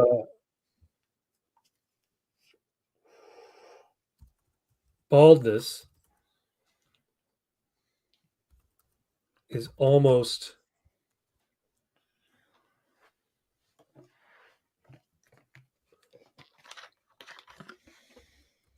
baldness is very rare, even at advanced age. But a bald dwarf is often believed to have offended the gods. Oh,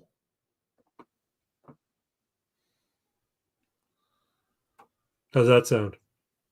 that's pretty cool. I like the lore crunch.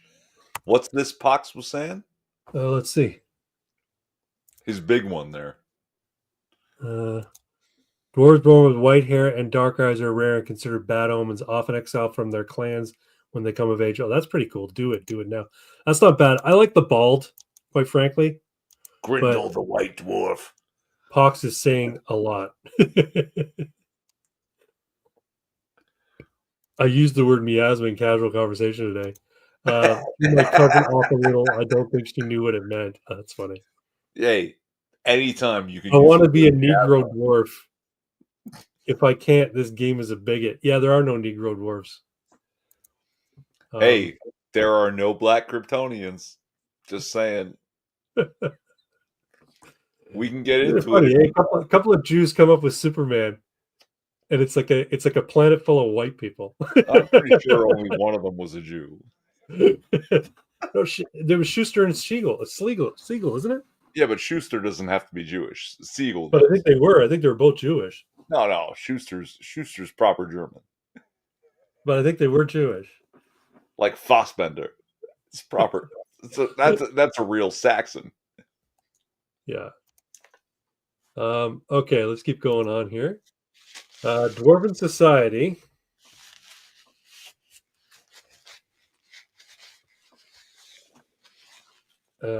favors industry and laziness, and sloth is Frowned upon. is uh, is practically a sin. How about that? Okay.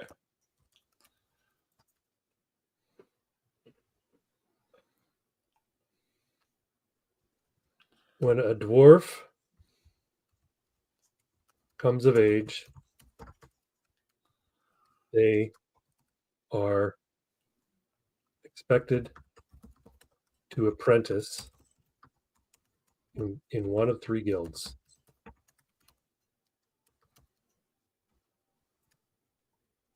The Builders Guild,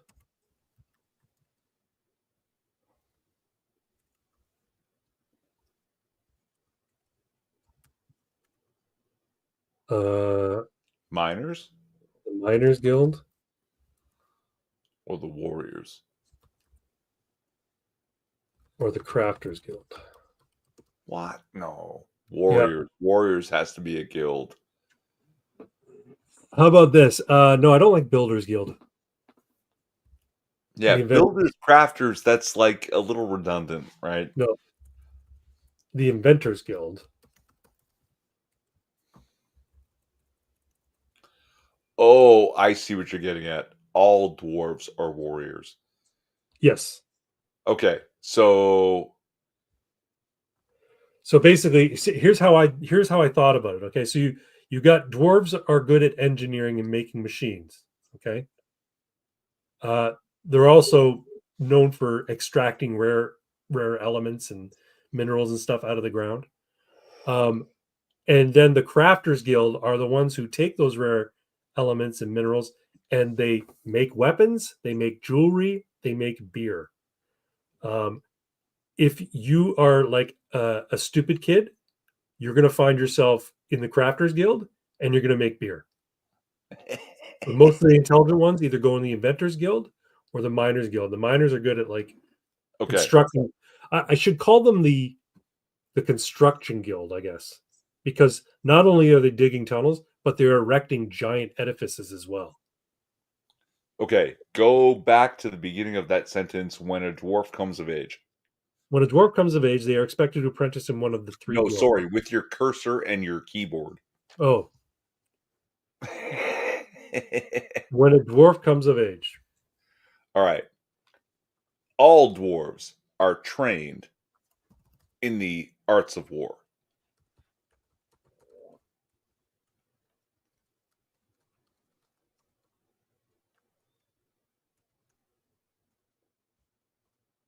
However, lowercase w.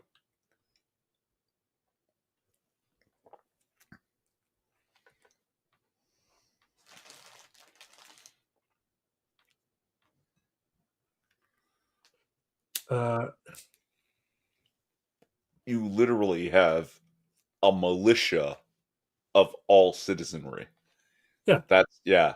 They represent the United States. The dwarves are. You just made the dwarves the best race in the in the whole game. You know what? I want the dwarves to be patriarchal and not patriarchal, but I want them to have clearly defined um, uh, gender roles. When a male dwarf Oh yeah, okay. comes of age, they are expected to apprentice in one of the three guilds: the Inventors Guild, the Miners Guild. How about the mining and mining and construction? Crafters are okay. Geez. The miners. Maybe it's more guilds. Maybe it's 4. Or do you just call it the workers? No, you know what? How about the miners You're guild? talking about unions, right? Like you made them into QP. Uh,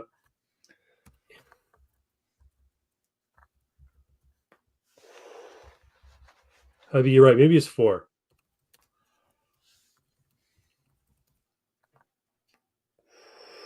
Or the And crafters. should these have capitals? Capital I, capital G, Yes. capital M, capital G?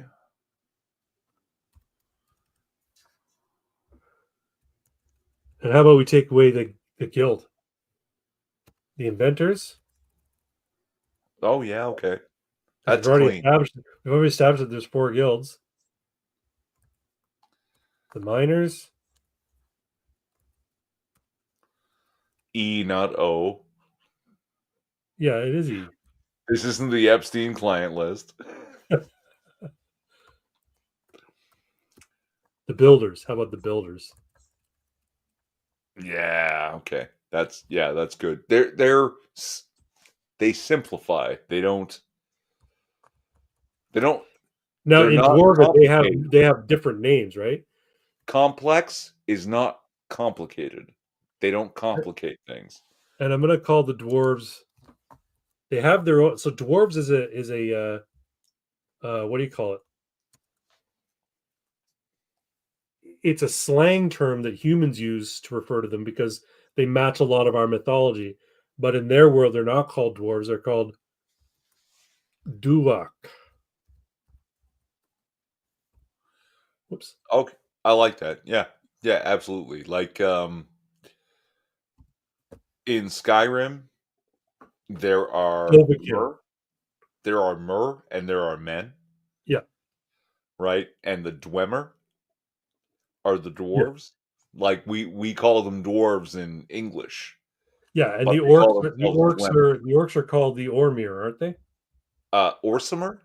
Orsimer. That's it. Yeah, And what are the elves? Bosmer for the wood elves. and not Falmer. Falmer are the Yeah. deep cave elves. Uh, I forget, but yes, Mer and men.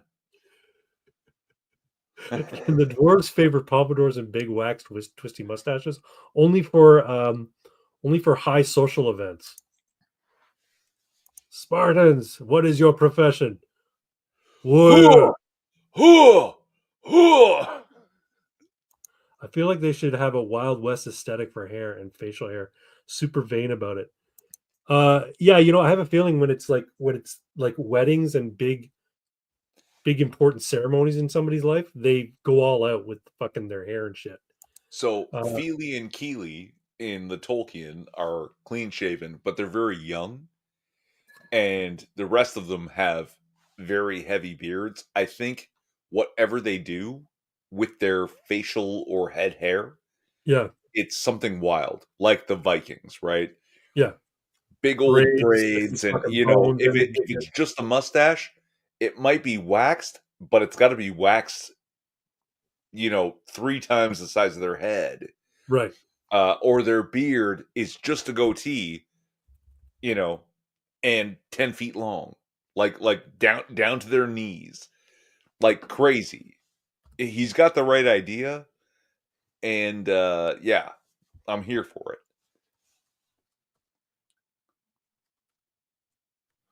With gold, what?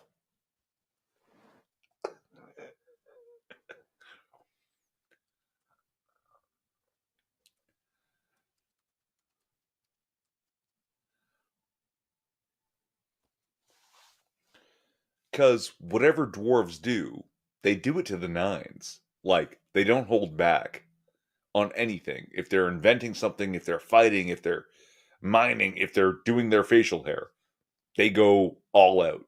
That's that a racial characteristic of dwarves. Gold flakes. I've been drinking. It's very small text, very far away. Thanks for putting it in caps. That means I can read it now.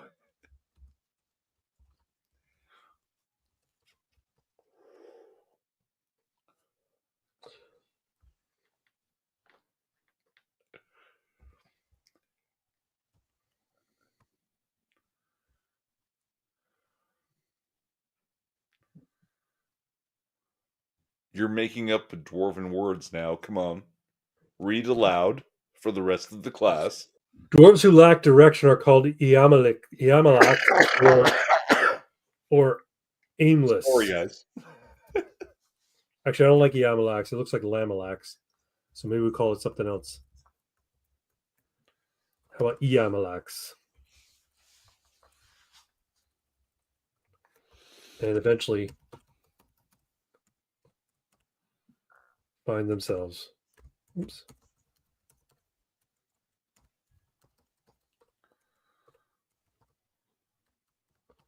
In the Crafters Guild.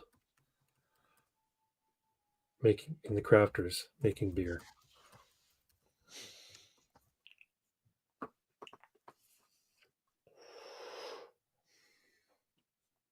How's that? Dwarven society favors industry, and sloth is practically a sin. All dwarves are trained in the arts of war. However, when a male dwarf comes of age, they are expected to apprentice in one of the 4 guilds: the inventors, the miners, the builders, or the crafters. Let me get rid of that extraneous guild. Particularly clever dwarves find themselves most often among the inventors.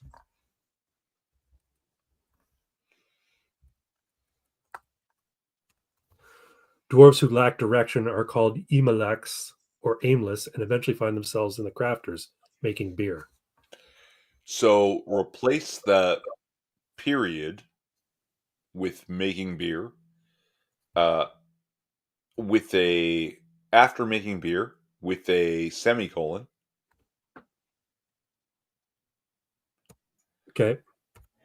Some of these leave dwarven society to venture into the world and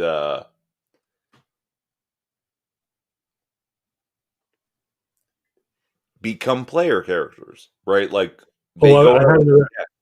I had another paragraph associated for uh, dwarves that become adventurers. Oh, okay, okay. But I just like the idea that some of them, they're not aimless. They're not. Yeah. They just don't fit dwarven society, which is very strict, very cultural, right? And what they want is they don't want to be strapped down. They want to go out there and fucking explore. They want to fucking use their martial prowess to fight and whatever. But I think a lot of those called Amalax. Yeah, Yamalak. Yeah, no. Yamalak. They're not the useless. They're not the aimless. They're actually It's more of an insult that the elders give them because they can't not choose. not all those who wander are lost. It's true. Yeah. But it's like from a social perspective, if you Yeah. turn 18 and you haven't found a guild to study under or to apprentice in, you're aimless. So that as far as the social society is considered. So you might eventually somebody just says, grabs you by your shoulders and says, pushes you out the door and says, go to the brewmaster and fucking learn to make beer. You know why? Because they can't be like dwarven society seems strict. And for most dwarves, that's going to work very well.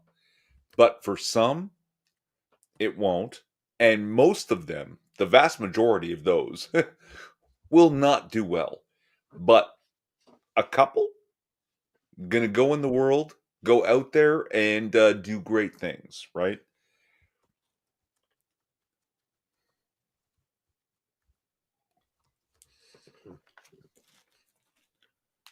What's this? Read it to us.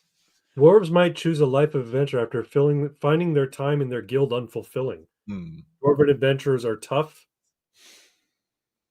dependable, and how about this?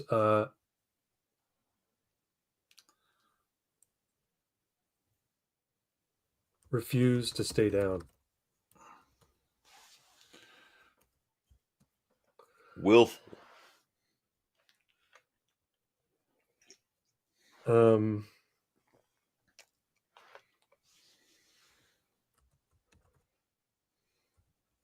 Dwarven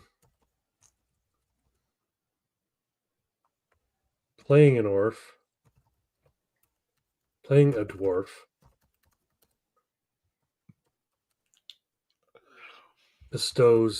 Not bestows. Grants the following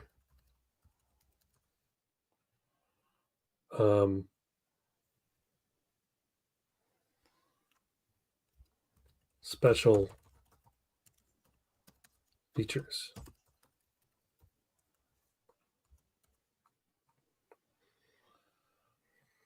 Special features, bonuses. Yeah, +2 to con or strength, or maybe +1 to con or strength. +2 is pretty huge. No, Plus no. one. Hold on. +2 spread. What? So you can have +2 con, +2 strength, or +1 con, +1 strength. No, I'm going to reduce it to 1. Okay. +1 to con or strength. How about this? We'll do a bullet in there. No, I don't need a bullet. How about this? Advantage on all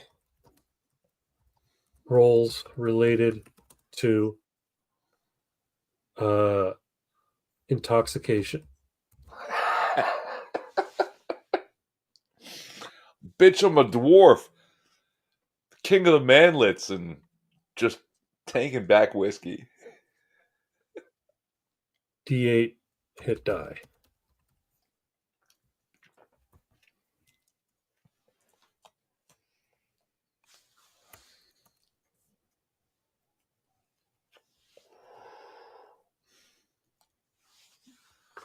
So how's that for 3 ability? Advantage on all rolls related to intoxication. including poison. Oh.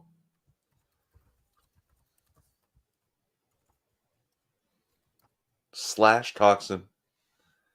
Poisons and toxins.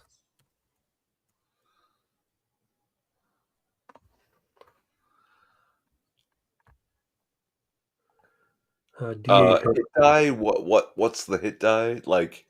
So when you roll for your hit points, you roll a D8. Instead of a D6? Right. So humans, elves, and dwarves all roll D6s. Goblins or D8s. Goblins roll D6s. Orcs roll D10s.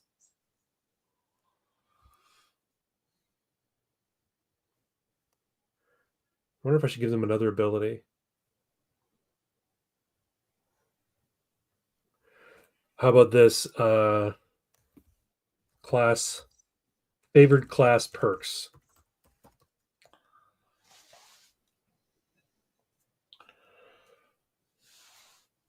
Uh, Dwarven mechanics.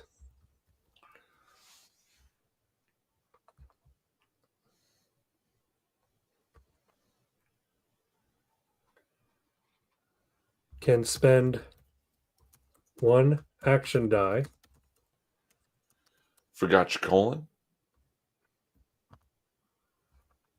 Forgot my colon. What do you mean? Dwarven mechanics.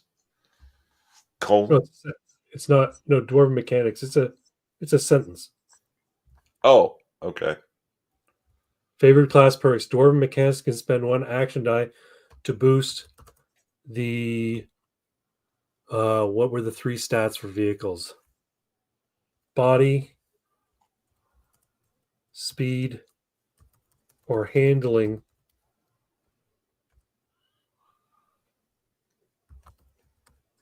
stat of any vehicle for one scene. Capital M for mechanics. How about Do this? mechanics? A dwarven mechanic, because mechanic is the class. Yeah, but mechanics, does that fall under crafters, builders? No, so mechanic is an adventuring class. Okay. Crunch. Yeah, there's different classes. Basically, the different classes are the merc, the mechanic, the sneak, the mixer, the face, and the weirdo. So the merc is like your fighter type. Yeah. The mechanic is basically your artificer slash engineer type guy. Dwarves are good at it. They tend to be good at it. The mixer, the sneak is like your stealthy dude. The mixer is your alchemist. The face is your bard type of character, the one who gets to talk past um Oh, my lead the singer bouncer kind in of. Pox's Shadowrun. Yeah. The face. Um Yeah. and then what was the last one? The weirdo. The weirdo is your spellcaster. Using magic makes you go crazy. Even elves go crazy over time, but Una. they can handle a little bit better. But they're called weirdos because they tend to, once you start using magic, you tend to start dressing funny and acting off. So Mm. okay, so Yeah, favorite class. dwarves aren't big on magic. Yeah, it's not one of their things. They can use it, but it's not their thing. They're more hands-on mechanical people. Let me see if I'm missing out on some. Uh, No Pox. driver, says Pox. 0 out of 10. Dwarves, they're not big on going places. They're very underground, No, he's talking about sedentary. my classes. He's saying I don't have a driver class. Well, here's the thing. I was thinking about having a driver class, Pox, but the fact of the matter is, the entire game is associated around overland travel. So everybody's going to be halfway decent at driving a vehicle. Um, and Oh, so no, I know you what he don't means. need you don't I need a know what he specific means. driver class. You just need to have somebody who says, "Okay, I'm driving." You know what I Yeah, mean? no, Like, no, hold on. There's you and me that get in a car and go on the highway, and we don't die. But then there's some other asshole that spends his whole life building his fucking slot car racing fucking 12 by 8 machine in his basement, hits the track on his go-karts and is aiming to be an F1 driver. There is something else. There is another class of driver. And Okay. Here's the thing. that actually has to be a thing. You Okay, can't avoid it. think There about it. has to be a handful of people that are like driver extraordinaire, and all they do is drive. Okay, but think about this from a game point of view. If you're a driver, what good are you when you're not driving? Probably you're a liability that the other characters have to work around, and that is a plot point. The the reason I'm excluding driver as a class is the same reason that I thought the Cavalier class in second edition D&D was a wasted it was a stupid addition. There was a Cavalier class that they added in second edition D&D, and basically this guy was a dude who rode around on horseback and had a lance. That's great when you're in a situation that calls for a guy on horseback Okay, with a hold on. lance. If Hold he's on. got to go into the dungeon, he's fucking useless because No, all of his hold, abilities are hold associated on. with him Hold on. riding a horse.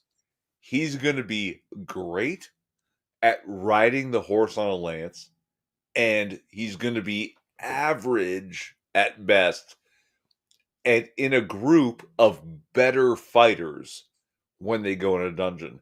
That's what your driver needs to be. Holy shit, driver, we're outnumbered. Come out of the car, come into the bank and help us rob it. Ah, I don't even know what kind of help I'll be here, but he has to do it. And then when we get back in the car and you have 16 police cars chasing you, you have a driver. You have baby driver, right? Like you saw that movie, no? No, I didn't. But I'm It's thinking not it from a bad. game. I'm thinking about it from a game point of view, right? If you can only shine in one situation, then when you're not in that No, situation, the no, game's no, no. boring to you. You shine like a star in that situation.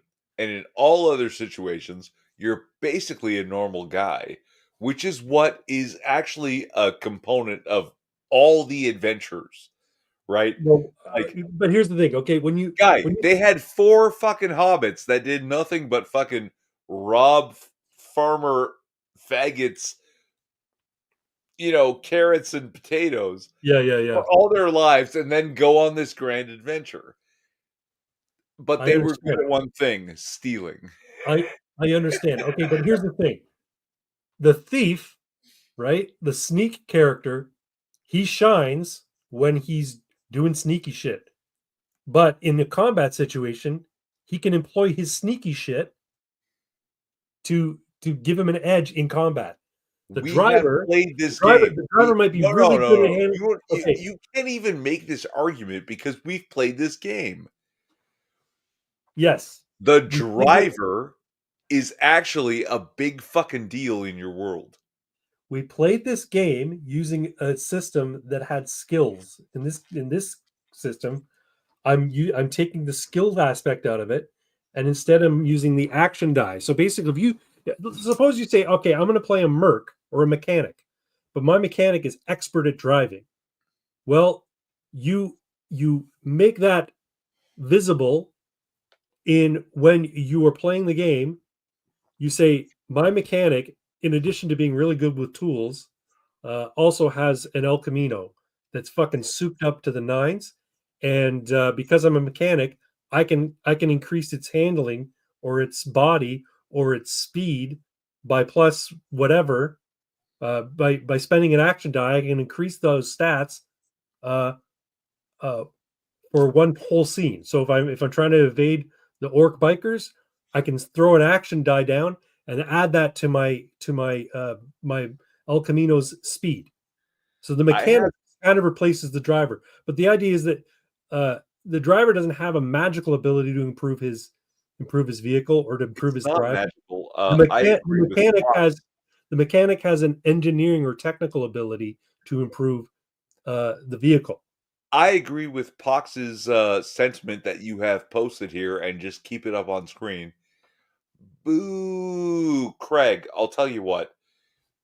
I'll put you in a, you know, 2017 Mustang, and you race me in my Civic. I don't care the track. I don't care where. I'm gonna eat you alive.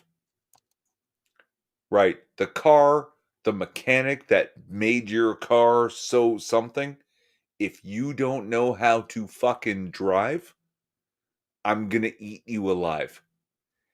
All right. That's a thing. And in your Elf Camino world, that the Mm. road. Elf Camino literally means the road. Yeah, it is a game about traveling. A driver Traveling. is it should be a whole Okay. fucking class. Okay, but what does it do? What are his abilities? Holy shit, Craig. No, I'm hold on a sorry, second. man. Hold on a second. My phone thinks I'm talking to it. No. Here's what I'm asking. Okay, the mechanic has a role, and he has special abilities to fill that role, and those special abilities help him in multitude of situations. He could use his special engineering ability, his mechanical aptitude, to disable a trap or an alarm system or what have you. Okay. Okay. However, now let me finish. The sneak has abilities that help in a variety of situations. He can sneak into a place to steal something. He can sneak behind a guard and stab him and stab him in the back. He can use his sneak. The face, arguably, his thing is social interactions. Now, since it's a role playing game and there's lots of role playing going on between NPCs and characters, that's a big part of the game. So he's going to be useful in a lot of situations. The mercenary is your fighter guy. He's good at combat. He might not be good at, he might also be good at talking to people, but the roles will determine that, and where he wants to throw his action dice will determine that. When I think about the driver, I want to know, what is he going to do? What abilities do I put on the class of the driver that makes him better than anybody else at what? And when when are those abilities going to come into play? If it's Okay. only when they're driving, then the entire game, in order to make that person playing that character feel like they're involved, has to be them driving. And that's not always the biggest part of any adventure, right? Chase scenes are limited in time and scope for a reason. They get boring after a while. So you need to have something. You can't just be a one trick pony. Driving well is not enough to to build an adventure around. Okay. You are wrong for a number of reasons, a Okay. myriad of reasons, and let me explain to you why. I think in the time we played this game, the most exciting, most fun thing was the goddamn race and combat. Yeah. And I think it's because it's racing is very exciting. Yeah. And a guy who drives is not absolutely useless. He's just not the best at other things.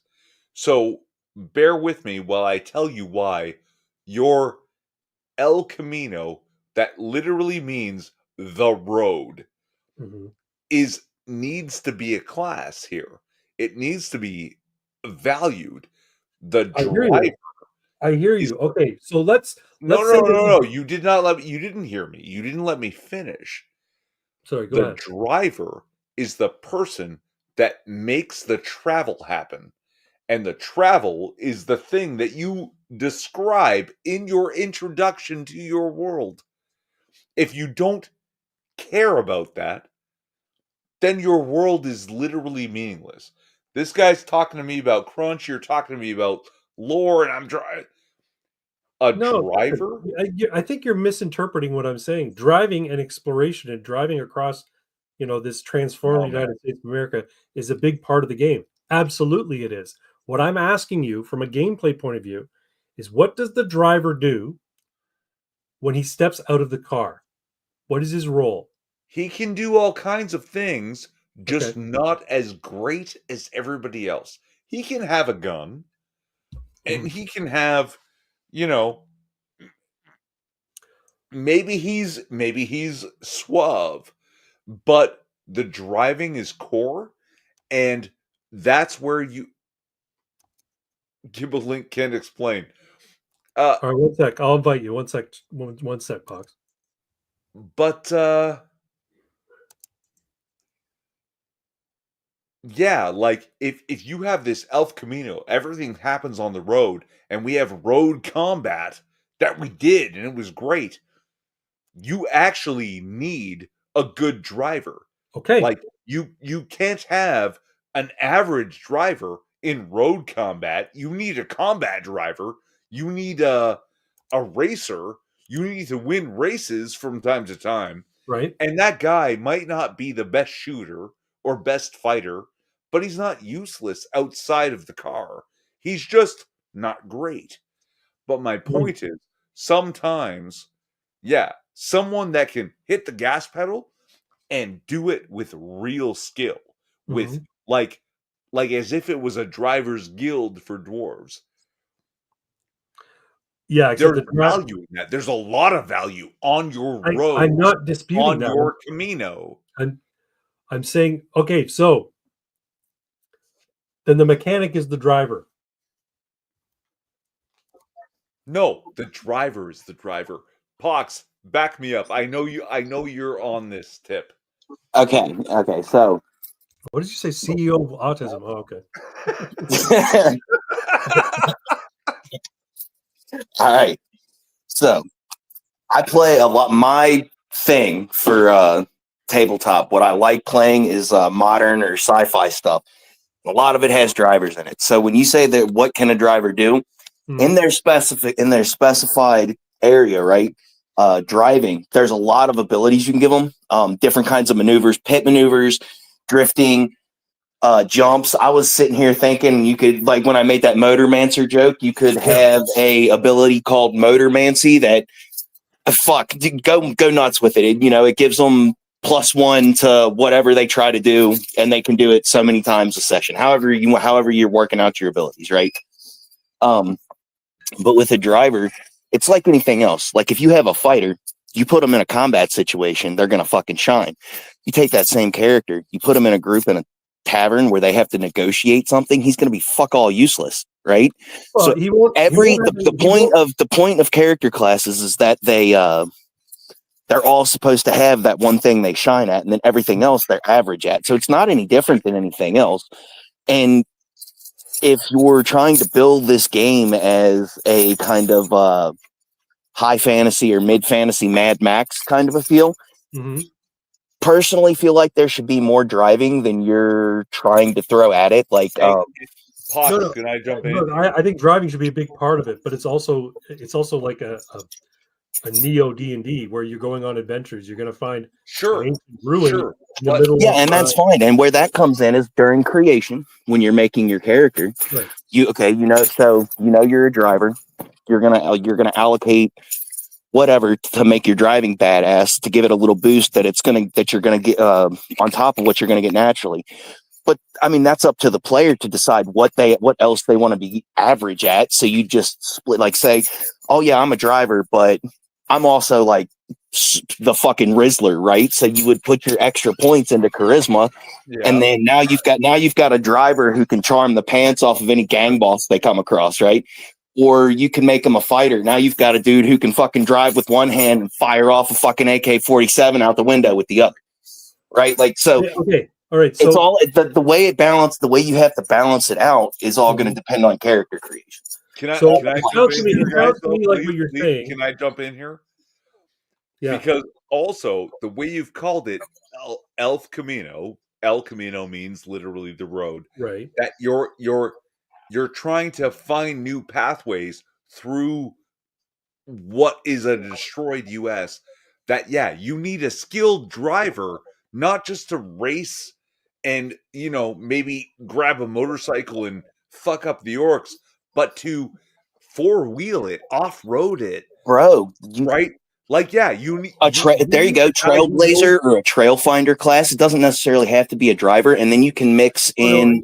Then you can mix in kind of like the ranger abilities for like tracking and survival and stuff like that. Yeah. And then it kind of fleshes it out and it gives him a little more oomph when he's not in the car. But driving as a core is like, my vehicle can do this. I know how to handle this curve. I know how to handle that fucking rock formation with this vehicle. Like, yeah, there's something special about it. And I think you've created a world where that's necessary. Okay, so there's a driver class. We'll flesh it out later. Right now I'm working on racing. No, yeah, for sure. All right, that's it. I just wanted to throw it out there, man. And I don't know if because I know you play a lot of fantasy games, so I kind of feel like you might be coming at it from a point of just not of, and I'm not trying to be insulting, but like a point of ignorance to the way that a driver character plays in these kind of games, because they do exist, and I've done it a lot. Sure, I'm sure they do, and I'm sure they like you said, they'll shine in specific situations. My concern would be if you have a driver and you put in all of your special abilities associated with your class are associated with you in a car or on a vehicle. What happens when you are out of that vehicle and are going into a cave? Right. Like, okay. So instead of calling it a driver, hold on. I can fix this. Stop thinking of it as a driver class, right? And you call it a Trailblazer or a Road Raider or something like that. And then you just give him small bonuses to things that could be applied outside of a driving situation. Mm-hmm. Like say, you give him some kind of ability that has to do with vehicle combat, and you make a note on the ability that whatever it is, the effect can be used outside of a vehicle at like half efficiency or something like that. Okay, right? Yeah. Like there's ways to do it. And then I kind of like the idea of going with the Trailblazer, because if the idea is to try to find new routes and stuff like that, then like I said, you can throw in, okay, he's a driver and he's going to be a beast on the road, but when he's not on the road and he's with the party, he's going to be the guy that's finding traps or looking for treasure or looking, he's the one that's examining fucking animal tracks to figure out what the hell monster is running around in these woods and shit like that. I don't even think you need to go that deep. Paladins are fighters and healers, and sometimes none of that is necessary, and maybe they're socially awkward, maybe they're useless in most situations. But that doesn't really work, because if I remember right, aren't paladins are based on charisma, not intellect, right? So they would be fucking super socially adept. No, I mean, like, they're fucking healers. Like paladins are holy warriors, more martial than clerics, is essentially what they are. Okay, yeah, hold on a second. Hold on. I'm going to make a new document. Hold on. First, let me save this. We'll call it El Camino, because I'm going to finish it up later. But since we're on the topic of classes, let's start a new document called El Camino classes. But I'm just saying, in this road world, a driver has to be a class. Like, I hear you. It has to be something super valuable.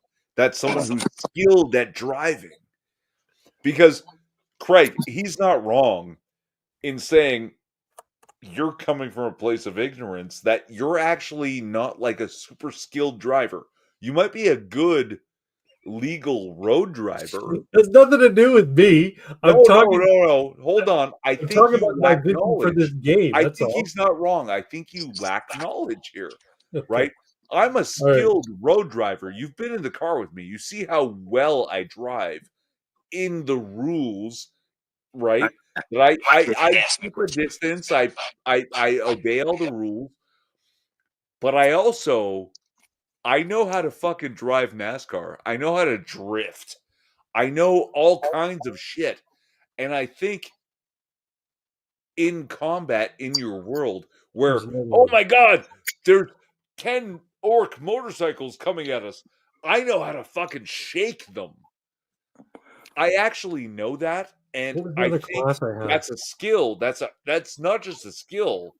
That's a skill set. It's a whole class. I know how to fight on the road. I know how to fucking drive this car, this motorcycle, and do crazy things that no one else would ever do with it, right?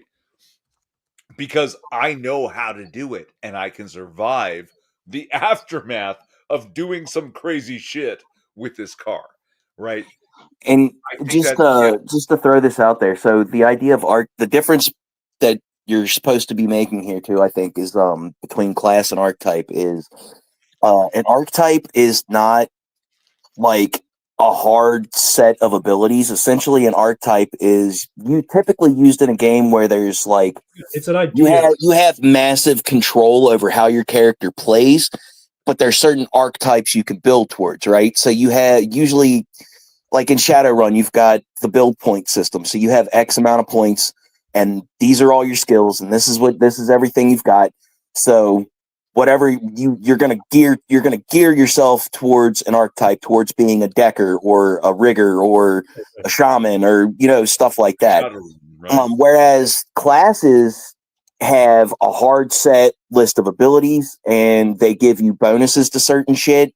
Yeah. And then that's it. You know what I mean? That's what you get. So that's what you're going to start out with, and you can go from there. Well, this is why I've got no real problem with having a driver in there, because I feel these things are archetypes and not classes. So basically, they're more of a flavoring of the character. So the driver is no problem for me. I'm just worried that a driver player might find themselves sort of out of their element when they're not behind the wheel. Well, that's going to depend on the game master and the party, though. That's getting into actual gameplay and group dynamics. Because I mean, a good game master can run a game and make sure everybody gets a chance to shine in each session if they really put effort into it, right? Fox, my man, I like it, right? If I'm the driver, you're the orc fighter, and Craig is leading us into something. That's actually kind of what we did. I was the young, inexperienced driver, but I know cars, and I let you run the race, right? Because I'm so inexperienced. But like, yeah, no, I'm going to be not useless, but not great in a gunfight. Right. And then the other thing that that you might want to think about is how you're doing the abilities. I know you said you took out skills, and I'm assuming you're going with an ability system. Like, how are you breaking that down? Like, if I make a character now, is there a master list of abilities, and I get to pick so many of them, or am I picking the driver archetype, and then I've got these abilities I can choose from that archetype? You get what I'm saying? So this is like the little nuances that you need, and then once you get that kind of hammered out, and the reason I was fucking around and calling it lore crunch earlier is because however these classes or archetypes are going to break down is going to affect the way the rest of the world is going to be built, right? I mean, like there's no limit. Sorry, go ahead, Craig. Each archetype has a set of abilities associated with that archetype. So the mechanic is good at repair and disabling and can give a boost to the vehicle. But maybe what I'll do is I'll have the driver be able to, call it the what do you call it? What did I call it? The engine whisperer? Oh, yeah, that was cool. Yeah, that was great. The engine whisperer. So basically the driver can get more speed out of a car. Come on, baby. You can make it more resilient in a fight, or it can make it better handling for a whole scene by spending an action die. The mechanic can disable items, can kit bash something really quick, like a little drone or some little tool or gadget, that kind of stuff. The sneak will have his backstab ability. The face will have his like charm ability, right? And the weirdo is their spell. So I make a character. My name is Goobly Gop Bloop Bloop, right? And then I'm an orc, and I want to. And am I able to look at the the sneak archetype and be like, okay, I want this ability, and then look at the mechanic archetype and be like, I want this ability, and then look at a third and be like, I want that ability, and that's my starting set? Or am I looking at one an archetype? You can be an orc, or you could be an orc sneak if you want. Goblins tend to be better at it because they're tiny little creatures. But if you want to be a sneak thief who's an orc, go for it. You'll get the sneak thief abilities, plus you'll get your orc bonuses in terms of your strength, your rage ability, that kind of shit. Yeah, so you see okay, this is where I think I'm having the disconnect. It's sounding more like classes and less like archetypes, because the idea of an archetype as opposed to a class is that it's more freeform and it's less restrictive than a class, I guess is the best way to put it. Yeah. My guy, and the way you're talking about it it's more class like than archetype. It's not maybe it is a class. I like the term archetype better, but the idea behind it is words mean things, Craig. Yeah, the driver has a specific feel, and he has specific abilities associated with his I don't know his. I think he's that's his a great archetype. idea. Same with the mechanic. The mechanic represents an idea, a guy who's good at fixing things and breaking things and inventing shit. He has abilities associated with that, the idea of that character. The mixer is basically a spellcaster who creates potions instead of cast spells. Yeah, and I get where you're coming from with that. So when you do the write-up for it, you can write all that up, but if you want to go with, in my opinion, this is pure opinion, if you want to go with full bore with the concept of an archetype, you do write-ups for these archetypes. Yeah. But when the players are creating their character, you give them the freedom to look at the book and look at the write-up and be like, okay, well, if I want to be a mechanic, this is what I need to focus on. This is what I need to get. But if I want to be a mechanic who's also got a little bit of spellcraft, I can mix and match a little bit. You give them a little wiggle room. That just an opinion. You don't have to go with it. I'm just throwing ideas out there. Yeah, I appreciate the input. I think I'm kind of set on archetypes having roles in the group and having certain paths to follow.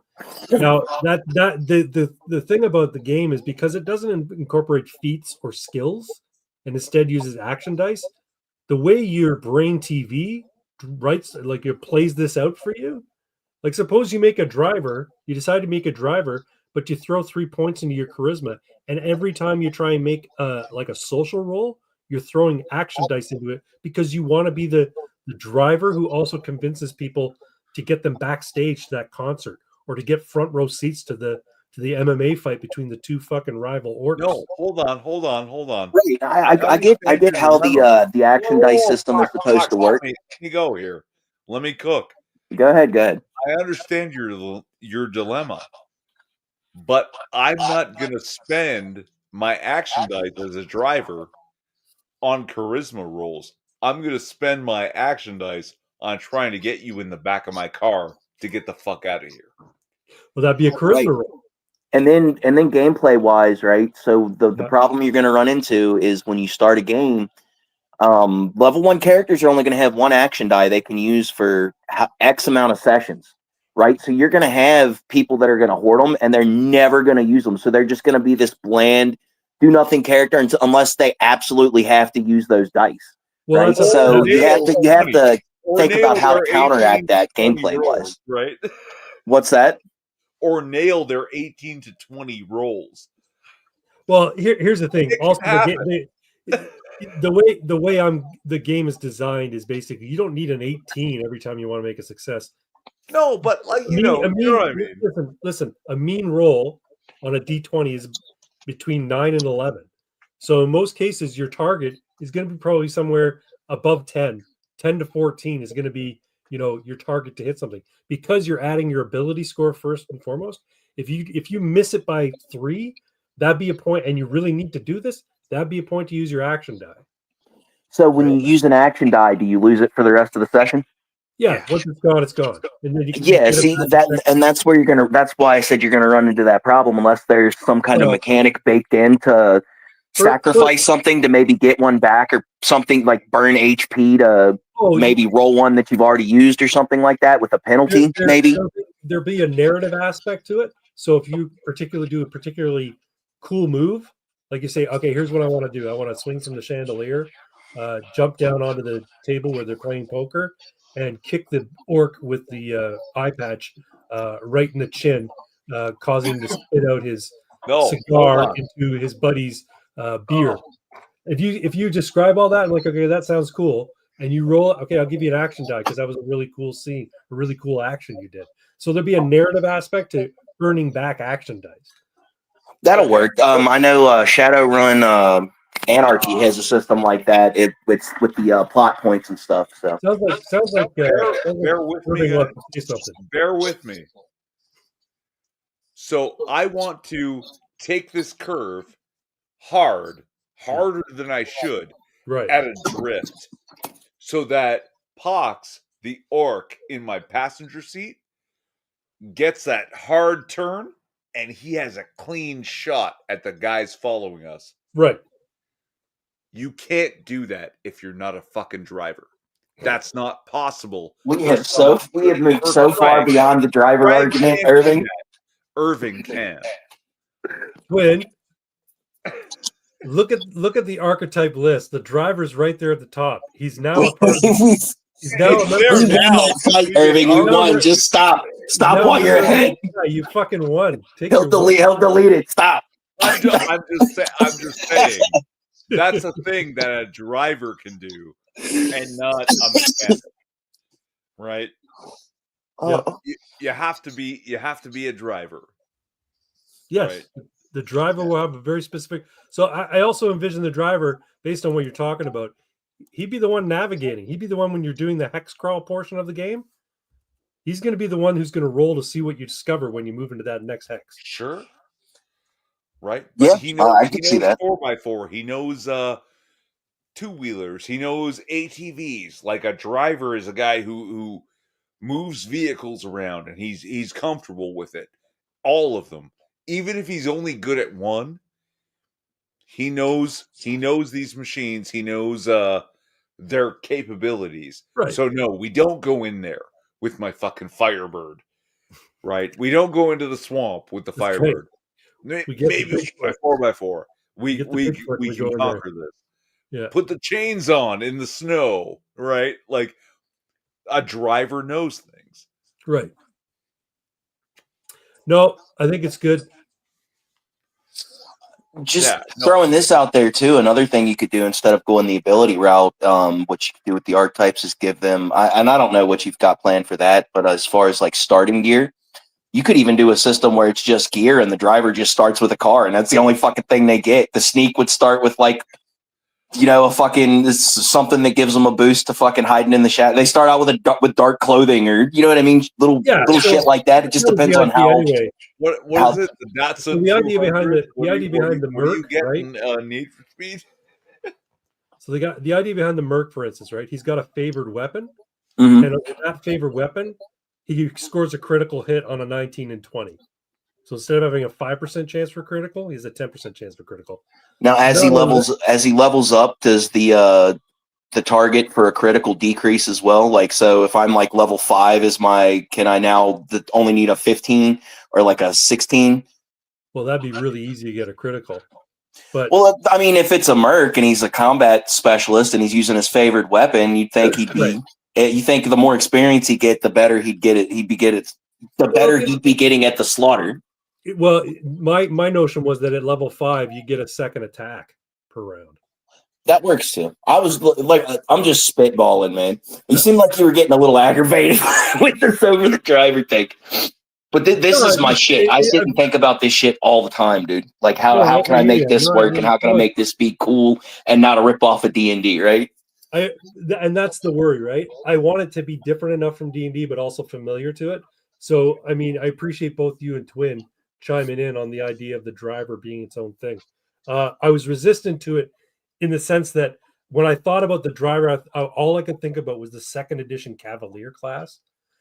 And I was looking at the Cavalier class. I remember looking, I'm like, this is a fucking useless class for a Dungeons and Dragons game, because when he's not on his horse, he's useless. He's just a regular dude with a suit. Like, his best thing was that he had a lance on a fucking horse and he could wear full plate, right? I'm like, okay, great. So, but when he's not on his horse, he's just a dude in full plate walking through a dungeon. So he's clanking around, he's making all this fucking noise, and he's no better than a regular fighter.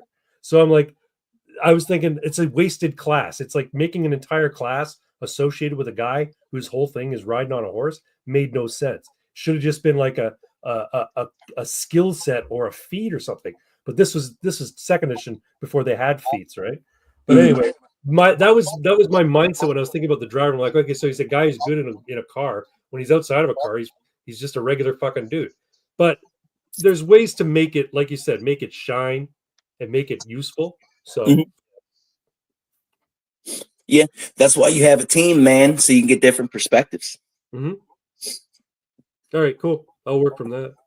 But anyway, we're coming on 12:30 now. Yeah, I'm gonna go ahead and hop out, man. I just fucking y'all had me fucking pissed. Just arguing about the driver. I had to jump in and throw in my 2 cents just to see if I could kind of help you out a little bit. I appreciate the input, sir. Hey, no problem. Y'all have a good night. All right. Talk to you later. He's a good guy. Where'd Twin go? He muted himself anyway. Twin's mad at me. Or something's going on. Maybe he had to take a whiz. I don't know. We're gonna start winding things down here for a bit. It's 12:30. I got my D&D session tomorrow. Going up to Guelph, visit some friends. But I appreciate y'all hanging out and helping me work on my my Elf Camino game. I'm sure it's going to turn out to be a great success. And I think we're going to have a lot of fun. But there you are. Where'd you go, sir? I just went to the can, you know.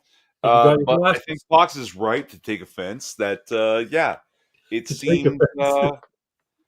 it driver has to be a class. Like the way you've set it up, you It is can't now. air travel.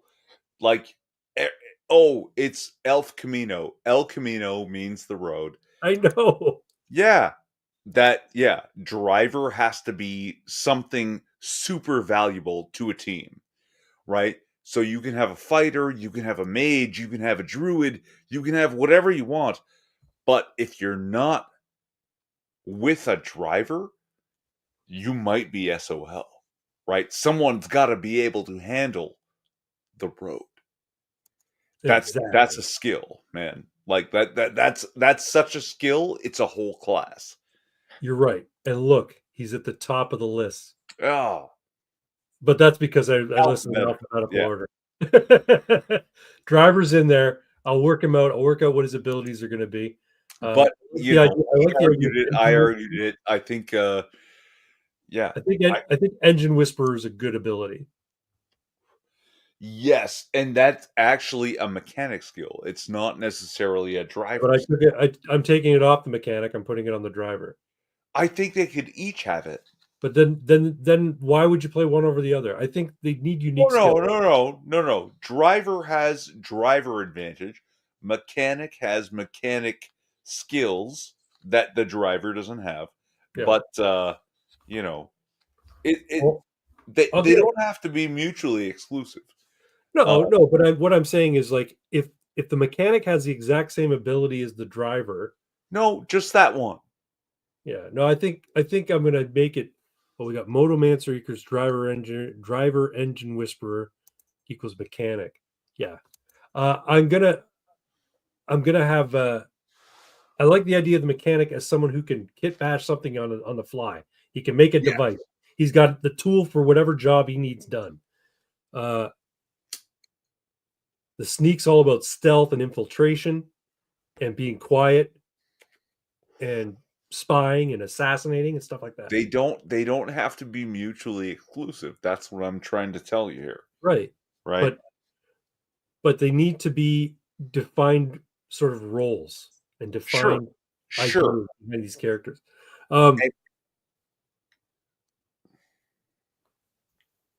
on. Sorry, go ahead. No, you go ahead.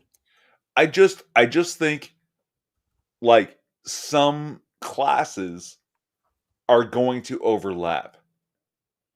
And if they don't, that's because you're not doing a good job. Like a fighter and a stealth character can have one thing that they do together, Mhm. right? A fighter can be a little bit stealthy and mostly a fighter.